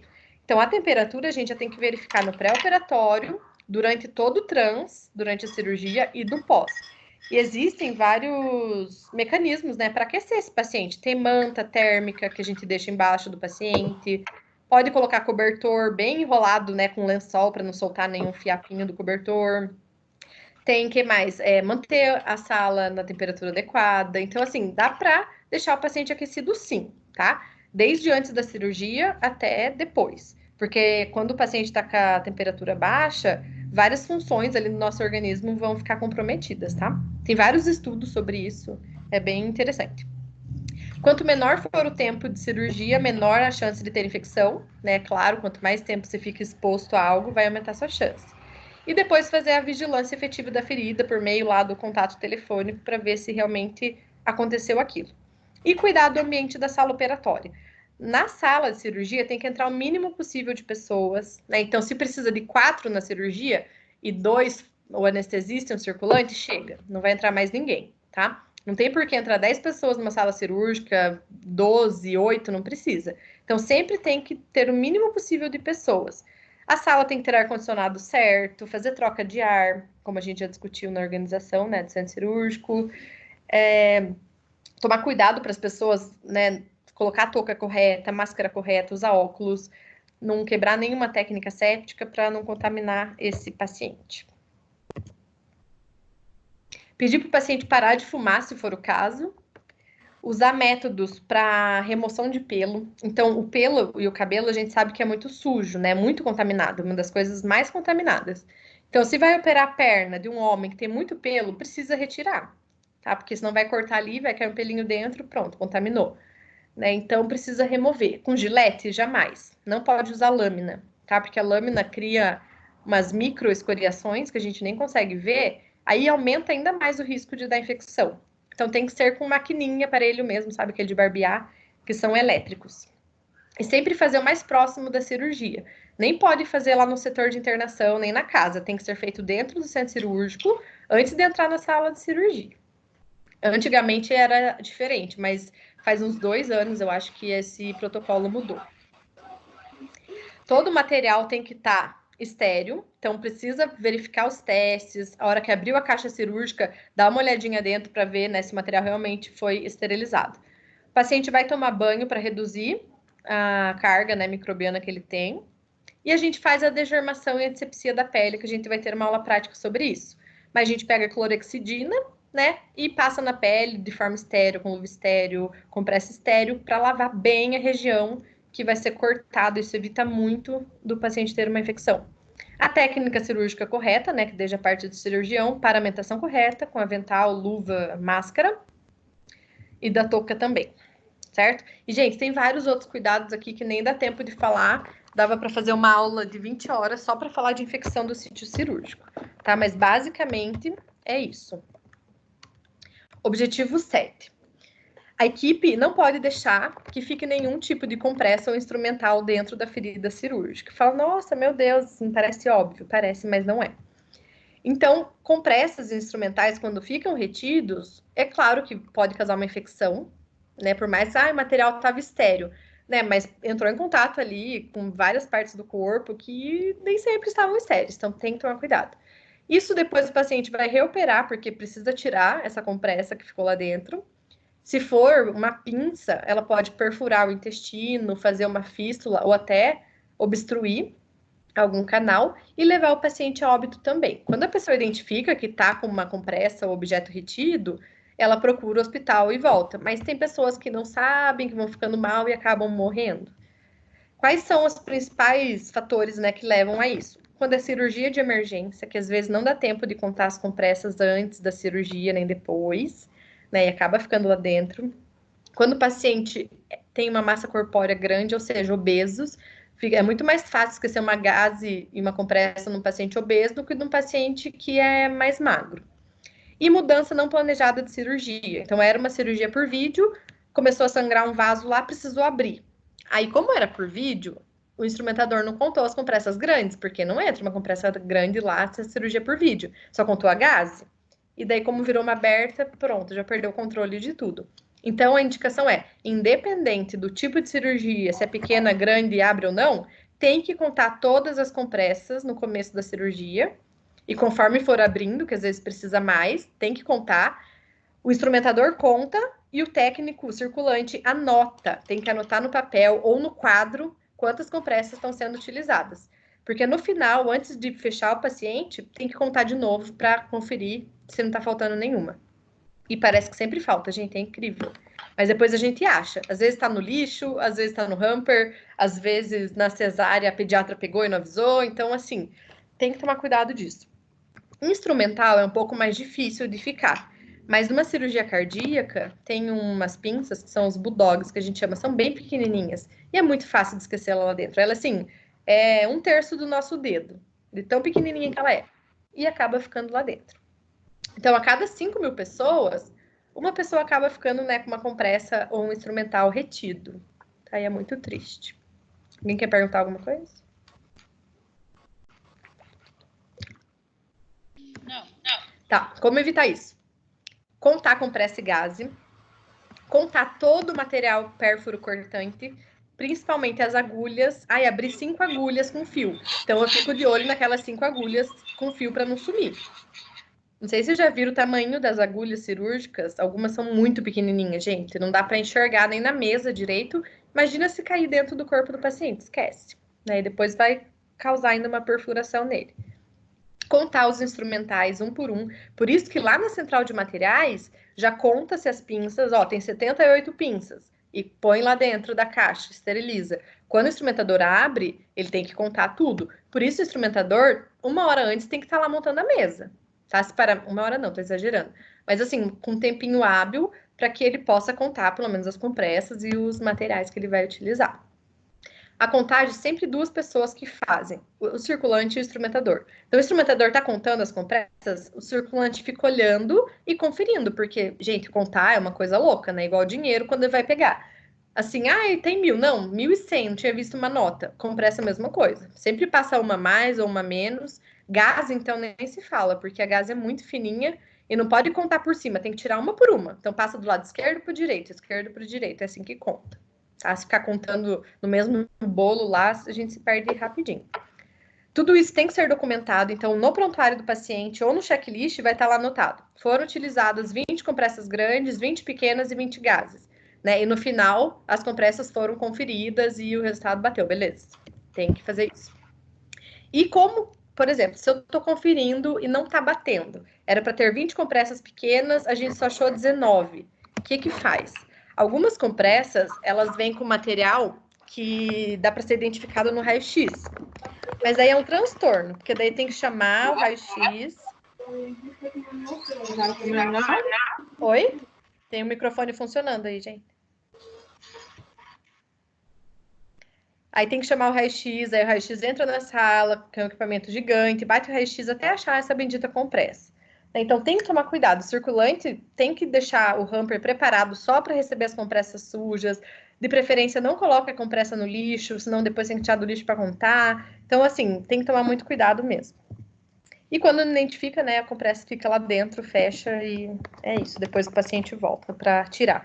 Aí sempre quando é para voltar para tirar, os cirurgiões, eles não vão assumir, né? Ah, eu esqueci uma compressa dentro do paciente. Mas eles falam assim, vai ter que reoperar para fazer uma limpeza. Vai ter que reoperar só para fazer uma drenagem. Então, assim, nunca é um motivo muito convincente do motivo de reoperar um paciente. Mas aí o enfermeiro já percebe, claro, entra na sala e realmente verifica o que está acontecendo.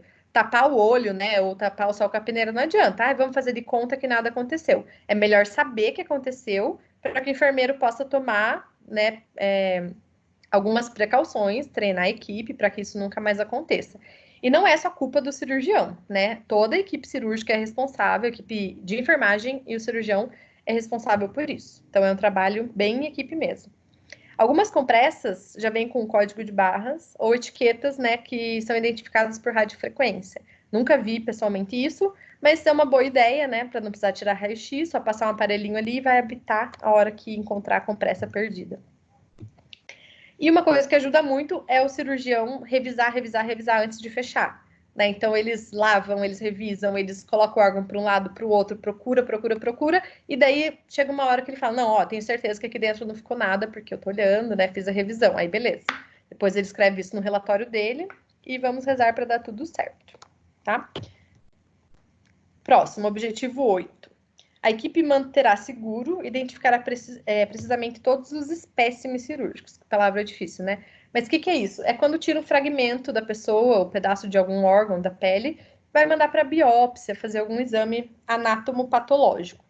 Então, às vezes o cirurgião tira um pedacinho, né, do paciente e vai mandar para exame. Quem fica responsável por esse pedaço do fragmento do corpo da pessoa é a enfermagem. A gente pega, a gente coloca no formol, a gente identifica com o nome, cirurgião, a data, e a gente manda para o laboratório. E se alguma peça dessa sumir, imagina, gente, você faz uma cirurgia para fazer uma biópsia, tua peça some. Isso não pode acontecer. Mas acontece, a cada 1000 acontece 3,7. Então, a cada 1000 espécimes que são retirados, 3 ou 4 acontece algum erro. Então, por isso, tem que identificar com o nome do paciente, nome do pedaço que tirou do paciente, a localização, então, foi do rim direito ou do rim esquerdo. Confirmar a identificação do espécime, então, sempre pergunta para o cirurgião, doutor, como que é o nome desse fragmento? O que eu coloco aqui? Que lado que é? Tem que fazer tudo bem certinho, tá? E é o circulante que fica responsável por isso. Então, aqui só um exemplo, retirou um fragmento, tá? E depois vai mandar para biópsia, coloca dentro de um frasco, nem sempre é desse, parecido com de urina. Às vezes a gente tem outros bem maiores, né, que a gente retira uns fragmentos enormes. E depois coloca no formal a maioria, só alguns específicos que não coloca, e manda para o laboratório. E o laboratório também depois não pode perder isso, né? Porque é uma pessoa que vem buscar, que leva para o laboratório, porque não tem um laboratório dentro do hospital para fazer isso, a não ser que seja um hospital muito grande e muito bom, tá? Então, muito cuidado com isso. Às vezes é jogado fora, sabe? Às vezes identifica com o nome do paciente errado, ou com o nome do fragmento errado. Então, vários casos podem acontecer. O 9 é em questão a comunicação, que a equipe deve se comunicar bem e trocar as informações para que a cirurgia ocorra de forma segura. E essa comunicação ela é muito difícil, porque tem vários fatores que podem interferir, né, nessa comunicação entre as equipes, tipo, entre médico, enfermeiro, anestesista. Por exemplo, carga de trabalho pesada. Um dia que está uma correria no centro cirúrgico, a comunicação não vai ser tão efetiva. Às vezes o enfermeiro até pensa em falar, tem que dar um recado, acaba esquecendo, né, e vai para outra sala, começa a ajudar, esqueceu de passar informação. Então tem que tomar cuidado com isso. O enfermeiro deve andar com uma caderneta e anotar tudo para não esquecer. Não adianta confiar na nossa memória, achar que a gente não vai esquecer, que a gente é muito eficiente, porque na hora que acontecer uma emergência, a gente pode sim acontecer de passar alguma informação que pode ser muito importante, inclusive. Questão do estresse, o cansaço, até questão de hierarquia, sabe, dentro do centro cirúrgico. Eu tenho medo de falar com aquele cirurgião porque ele é o dono do hospital, né? Então eu não vou passar essa informação, ou então eu não converso direito. e os fatores da organização mesmo do hospital. Então, assim, não importa, precisa falar, precisa se comunicar bem, nem que você esteja repetindo uma informação, mas, assim, é melhor que ela seja passada 2 vezes do que nenhuma. E a comunicação entre os membros é essencial para que tudo funcione de forma segura e que o paciente tenha uma qualidade nesse atendimento. Às vezes, você perguntou para o paciente lá na porta do centro cirúrgico, você tem alergia? Ele fala, tenho, é de pirona. Ai, tá bom. Aí você pensa, vou anotar que ele tem alergia e deixar um recadinho para o anestesista, que ele não chegou ainda. Que o paciente... Aí você vai para a sala, começa a fazer um monte de coisa, toca o telefone e você vai atender. Pronto, você já não avisou o anestesista que ele tem alergia. Se é um lugar que tem um checklist, graças a Deus, uma hora vocês vão fazer essa pergunta no checklist e vocês vão identificar o erro. Mas se é um hospital que ainda não implementou isso, vai passar essa informação batida, ele pode fazer o medicamento e o paciente ter uma reação alérgica. Então, a fim de melhorar essa comunicação, a equipe tem que se comunicar antes, durante e após o procedimento. Então, antes de começar, a gente tem que checar todos os cuidados com a equipe, durante, que é antes de fazer o corte, né, cirúrgico, e quando termina também, ok? Porque às vezes você conversa lá antes da cirurgia, doutor, precisa de UTI? Não, não precisa não, o paciente tá super bem e tal. Depois que o procedimento termina, ele fala, agora sim vai precisar de UTI, porque o paciente sangrou bastante, a pressão arterial tá caindo muito, não tá mantendo, então manda ele para UTI, tá? Então, nem sempre a palavra do começo da cirurgia vai ser a mesma do final, porque tudo pode acabar acontecendo de uma forma diferente. E, por fim, o último objetivo é em relação à vigilância de rotina sobre capacidade, volume e resultado cirúrgico. O que significa isso? Não adianta trabalhar e não medir o resultado. A partir do resultado, se eu identifico falhas ou algumas coisas erradas, o que eu volto? Eu volto lá para o processo e preciso reorganizar esse processo de trabalho.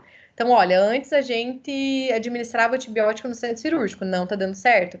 Então, agora a gente vai conversar com todas as enfermeiras do setor para administrar lá no setor, antes de subir para cá. Tem que fazer tricotomia lá embaixo. Agora não, saiu uma nova recomendação que a tricotomia, lá embaixo quando eu falo na internação, tá? É aqui no centro cirúrgico. Então, avisa todo mundo e muda o processo de trabalho. Tem hospital que faz degermação com clorexidina e que não usa luva estéreo nem compressa estéreo para lavar a parte que vai ser operada. Então, assim, não é o certo. Então, o enfermeiro precisa mudar esse processo de trabalho, tá? Mudar o processo de trabalho é mudar a forma de cuidar desse paciente, nem que isso envolva outros setores e outros profissionais. Sempre pensar no melhor para aquele paciente. Então, assim, o que vai influenciar nesses resultados? A estrutura que você tem. Então, o ambiente, o centro cirúrgico que eu trabalho é adequado para fornecer segurança para esse paciente? Então, não é porque não tem monitor em todas as salas. Então, preciso pedir para o gestor, para o administrador, a compra de mais aparelho de monitorização. Não, a mesa cirúrgica, só uma que é boa, o resto não funciona. Preciso trocar de mesa cirúrgica. O aparelho de anestesia não funciona direito, preciso trocar. Então, a estrutura física mesmo, de material e equipamento, tem que funcionar. Depois vai para a parte de processo. Então, como esse cuidado é feito? Então, assim, existe um passo a passo. O paciente chegou na porta do centro cirúrgico, a gente põe uma touca nele e pergunta tais coisas. Depois encaminha para a sala operatória, lá faz outras coisas. Isso é o processo de trabalho, como que aquilo vai acontecer. E o enfermeiro tem que saber, está sendo efetivo, está sendo adequado? O que não tiver, precisa mudar. E, por fim, avaliar os resultados. Então, toda ação que eu estou fazendo aqui no processo, junto com a estrutura que eu tenho, vai gerar um resultado. E esse resultado está sendo bom para os pacientes ou está prejudicando alguns pacientes? Está acontecendo muito erro, muito problema? O enfermeiro tem que resolver, tá? Então, esse é o passo 10. O enfermeiro tem que ter resultado numérico, palpável na mão, e até o que vai dar para ele condição de chegar na equipe e falar, gente, precisa melhorar a degermação, vocês estão fazendo, não está muito adequado. Chefe, mas por quê? Eles vão perguntar. Fala, olha aqui, no ano passado, a taxa de infecção era tanto, agora já aumentou, então a gente não está fazendo isso certo, vamos tentar melhorar, né? Aí tem que capacitar, mostrar como é que faz treinamento, faz o que precisar, para ver se o resultado ele é melhor, certo? E outra coisa, se você quiser pedir compra de material também, e você tem esses resultados numéricos em mão, você chega lá para o gestor e fala, olha, tais pacientes tiveram complicação por causa da hipovolemia, né? Isso não tem monitor para todo mundo. Então, tem paciente que a gente não identifica se a pressão está baixando e isso está gerando complicação, evento adverso, enfim, né? Comprometendo a segurança deles mesmo. Tá? Então, você fica com cartas na manga, digamos assim, para pedir recursos, melhorar teu processo e sempre pensar no objetivo final, que é o quê? O paciente seguro, o paciente vivo, o paciente sem infecção, sem complicação, sem compressa dentro, pelo amor de Deus. Tá bom?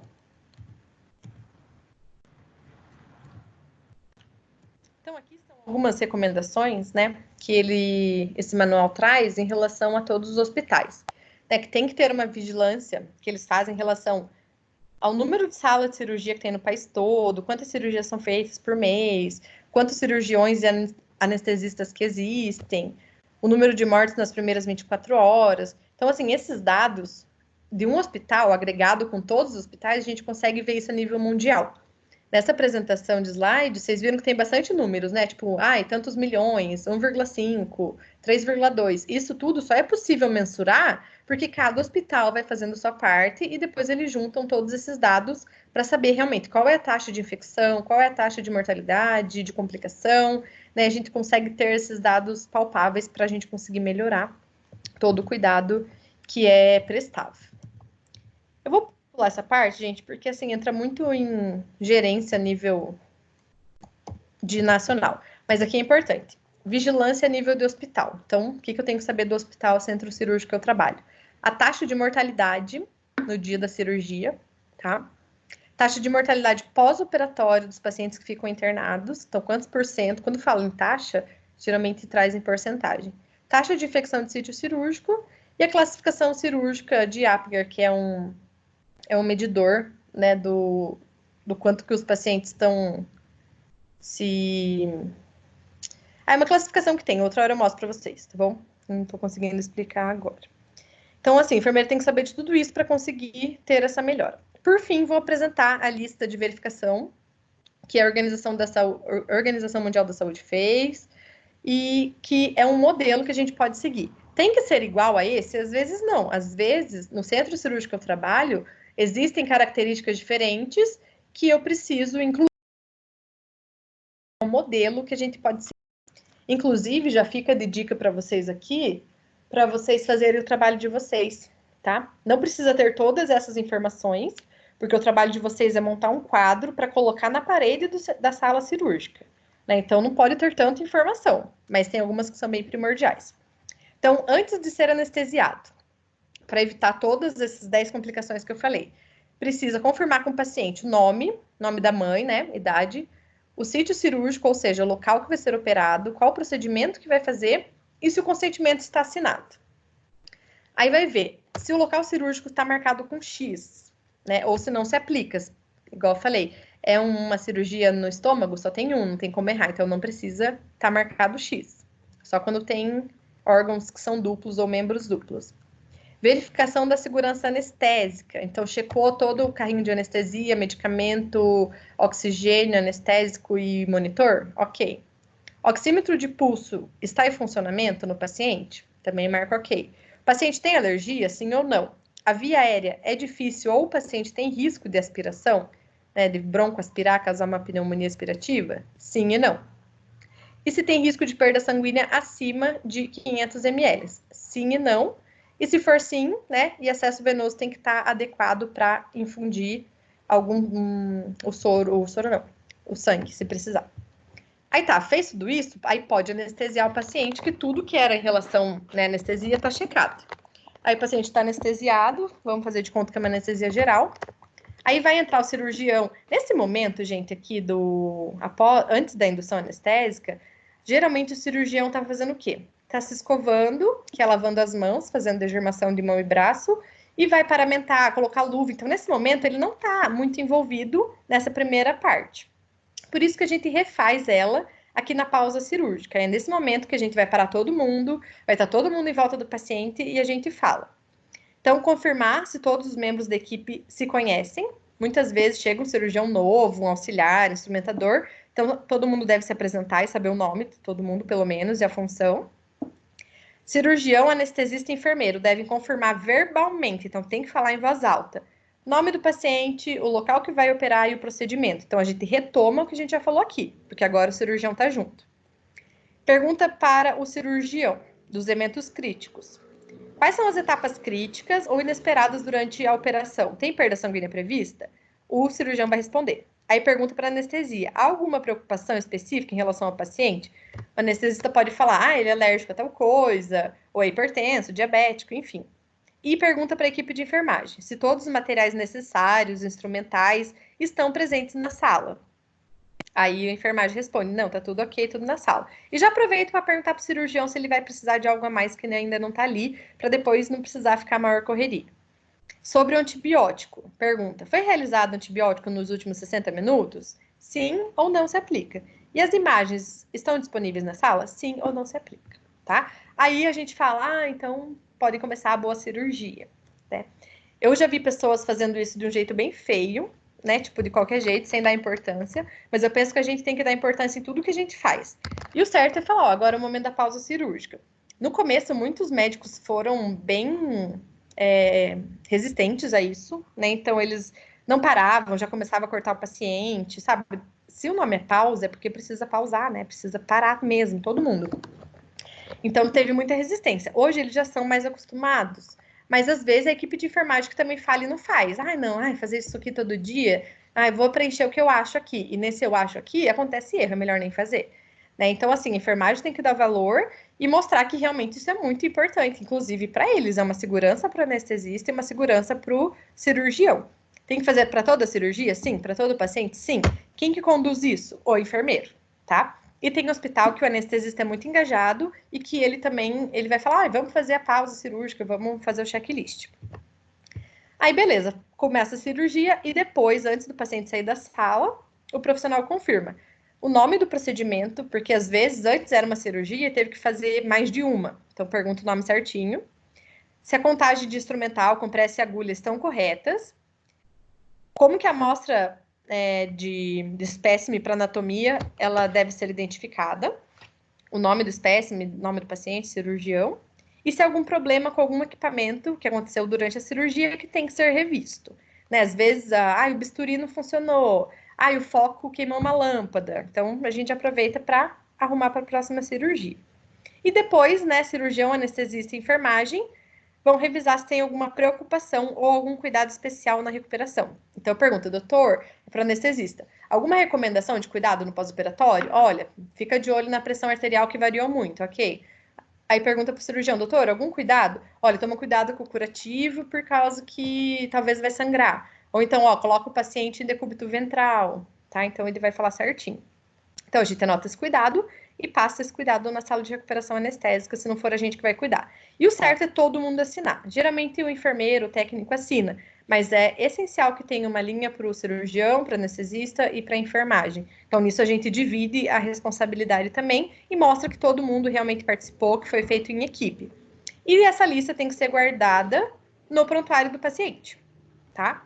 Essa lista tem que ser impressa, guardada no prontuário, porque isso vai provar que a gente fez o checklist. Às vezes, se você fez e não marcou, nem colocou no prontuário, você não tem como provar.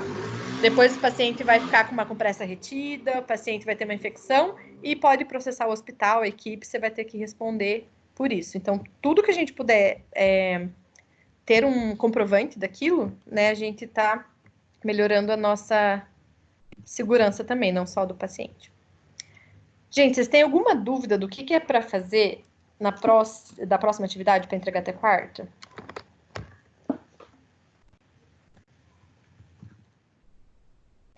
Qual que é a próxima? Oi, alguém tá vivo aí? Sim. Qual que é a atividade que vocês têm que fazer? Vocês têm que montar um quadro desse daqui. Mostra aí de novo. Estão enxergando? Já? Estão enxergando? Não. Não? Pode beber já? Pode beber já. Quem que tá É querendo meu beber? marido. Daqui a pouco. Ele tá perguntando para a professora dele se ele já... Estão enxergando agora? Agora nós tá. Tá, então o que vocês vão fazer? Vocês vão olhar aquele checklist que eu acabei de mostrar, que tem tudo, e vocês vão inventar um quadro, como se vocês trabalhassem no centro cirúrgico e quisessem que toda cirurgia esse quadro seja preenchido. Então, vocês vão colocar alguns dados aqui do paciente e tem que ter esses 3 momentos, tá? Antes da anestesia, antes da incisão e após a cirurgia. Com os dados que vocês acharem necessários, tá? Ai, professora, posso copiar e fazer igualzinho a esse? Ah, é falta de criatividade, né? Dá para fazer mais bonito, dá para fazer diferente, utilizar outra estrutura. Então, não precisa ser idêntico a esse. Se vocês colocarem no Google, gente, na imagens lá, e colocarem checklist, cirurgia segura, quadro, vai vir vários modelos. Aí vocês vão fazer igual. O que não pode é dar um copia e cola, sabe? Aí não vale. Sabia? Oi. Vai ser na cartolina? Não, faz no computador. Ah, é pra gente fazer no computador? É. Não, assim, eu faria no PowerPoint, porque eu acho mais fácil. Agora, por exemplo, professor, eu quero fazer no meu caderno, pode fazer, gente, não tem problema. Eu sei que tem pessoas que não têm muita facilidade com o computador, aí ok.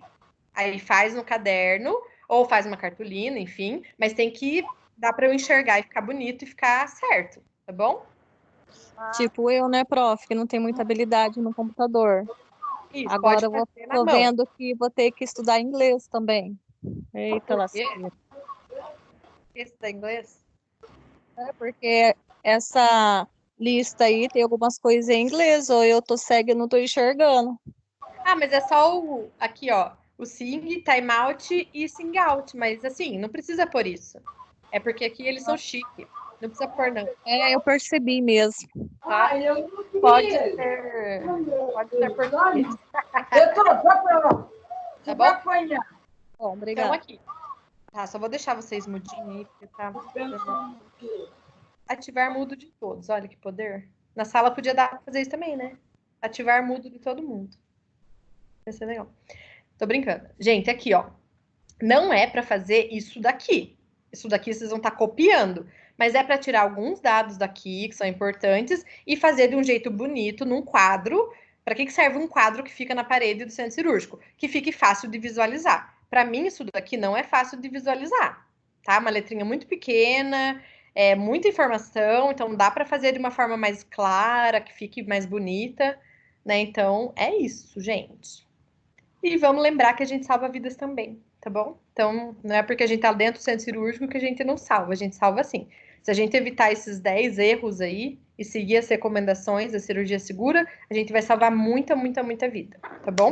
E bom saber que os outros profissionais de outros centros cirúrgicos também seguem esse protocolo, então quando alguém da família de vocês for fazer cirurgia, né, vocês se sentem mais seguros e pode até perguntar, vocês seguem a verificação da lista de cirurgia segura e tudo mais, que isso já ajuda bastante. Certo? Alguém tem alguma dúvida? Querem fazer alguma pergunta antes da gente encerrar? Não? Não. Tá bom, então. Gente, muito obrigada. Podem ir assistir novela, estudar, tomar cerveja, tá bom? Eu tô gravando isso, que vergonha. Depois vou Aonde que publicar. vai estar a gravação, Camila? Então, é a primeira vez que eu vou fazer isso. Ou eu coloco no YouTube, igual as outras aulas, ou parece que dá para mandar pelo e-mail também, no Google Drive, que eu prefiro. Que daí não fica lá no YouTube, né? Tá bom? Obrigada. Aí quem não assistiu, os representantes de turma, avisem do trabalho e também fala para assistir a aula, tá bom? E o slide já tá no e-mail de vocês. Beijo, Obrigada, vou obrigada. aguardar todo mundo. Boa noite, boa noite. Até Boa mais. noite. Obrigada, prof. Boa noite.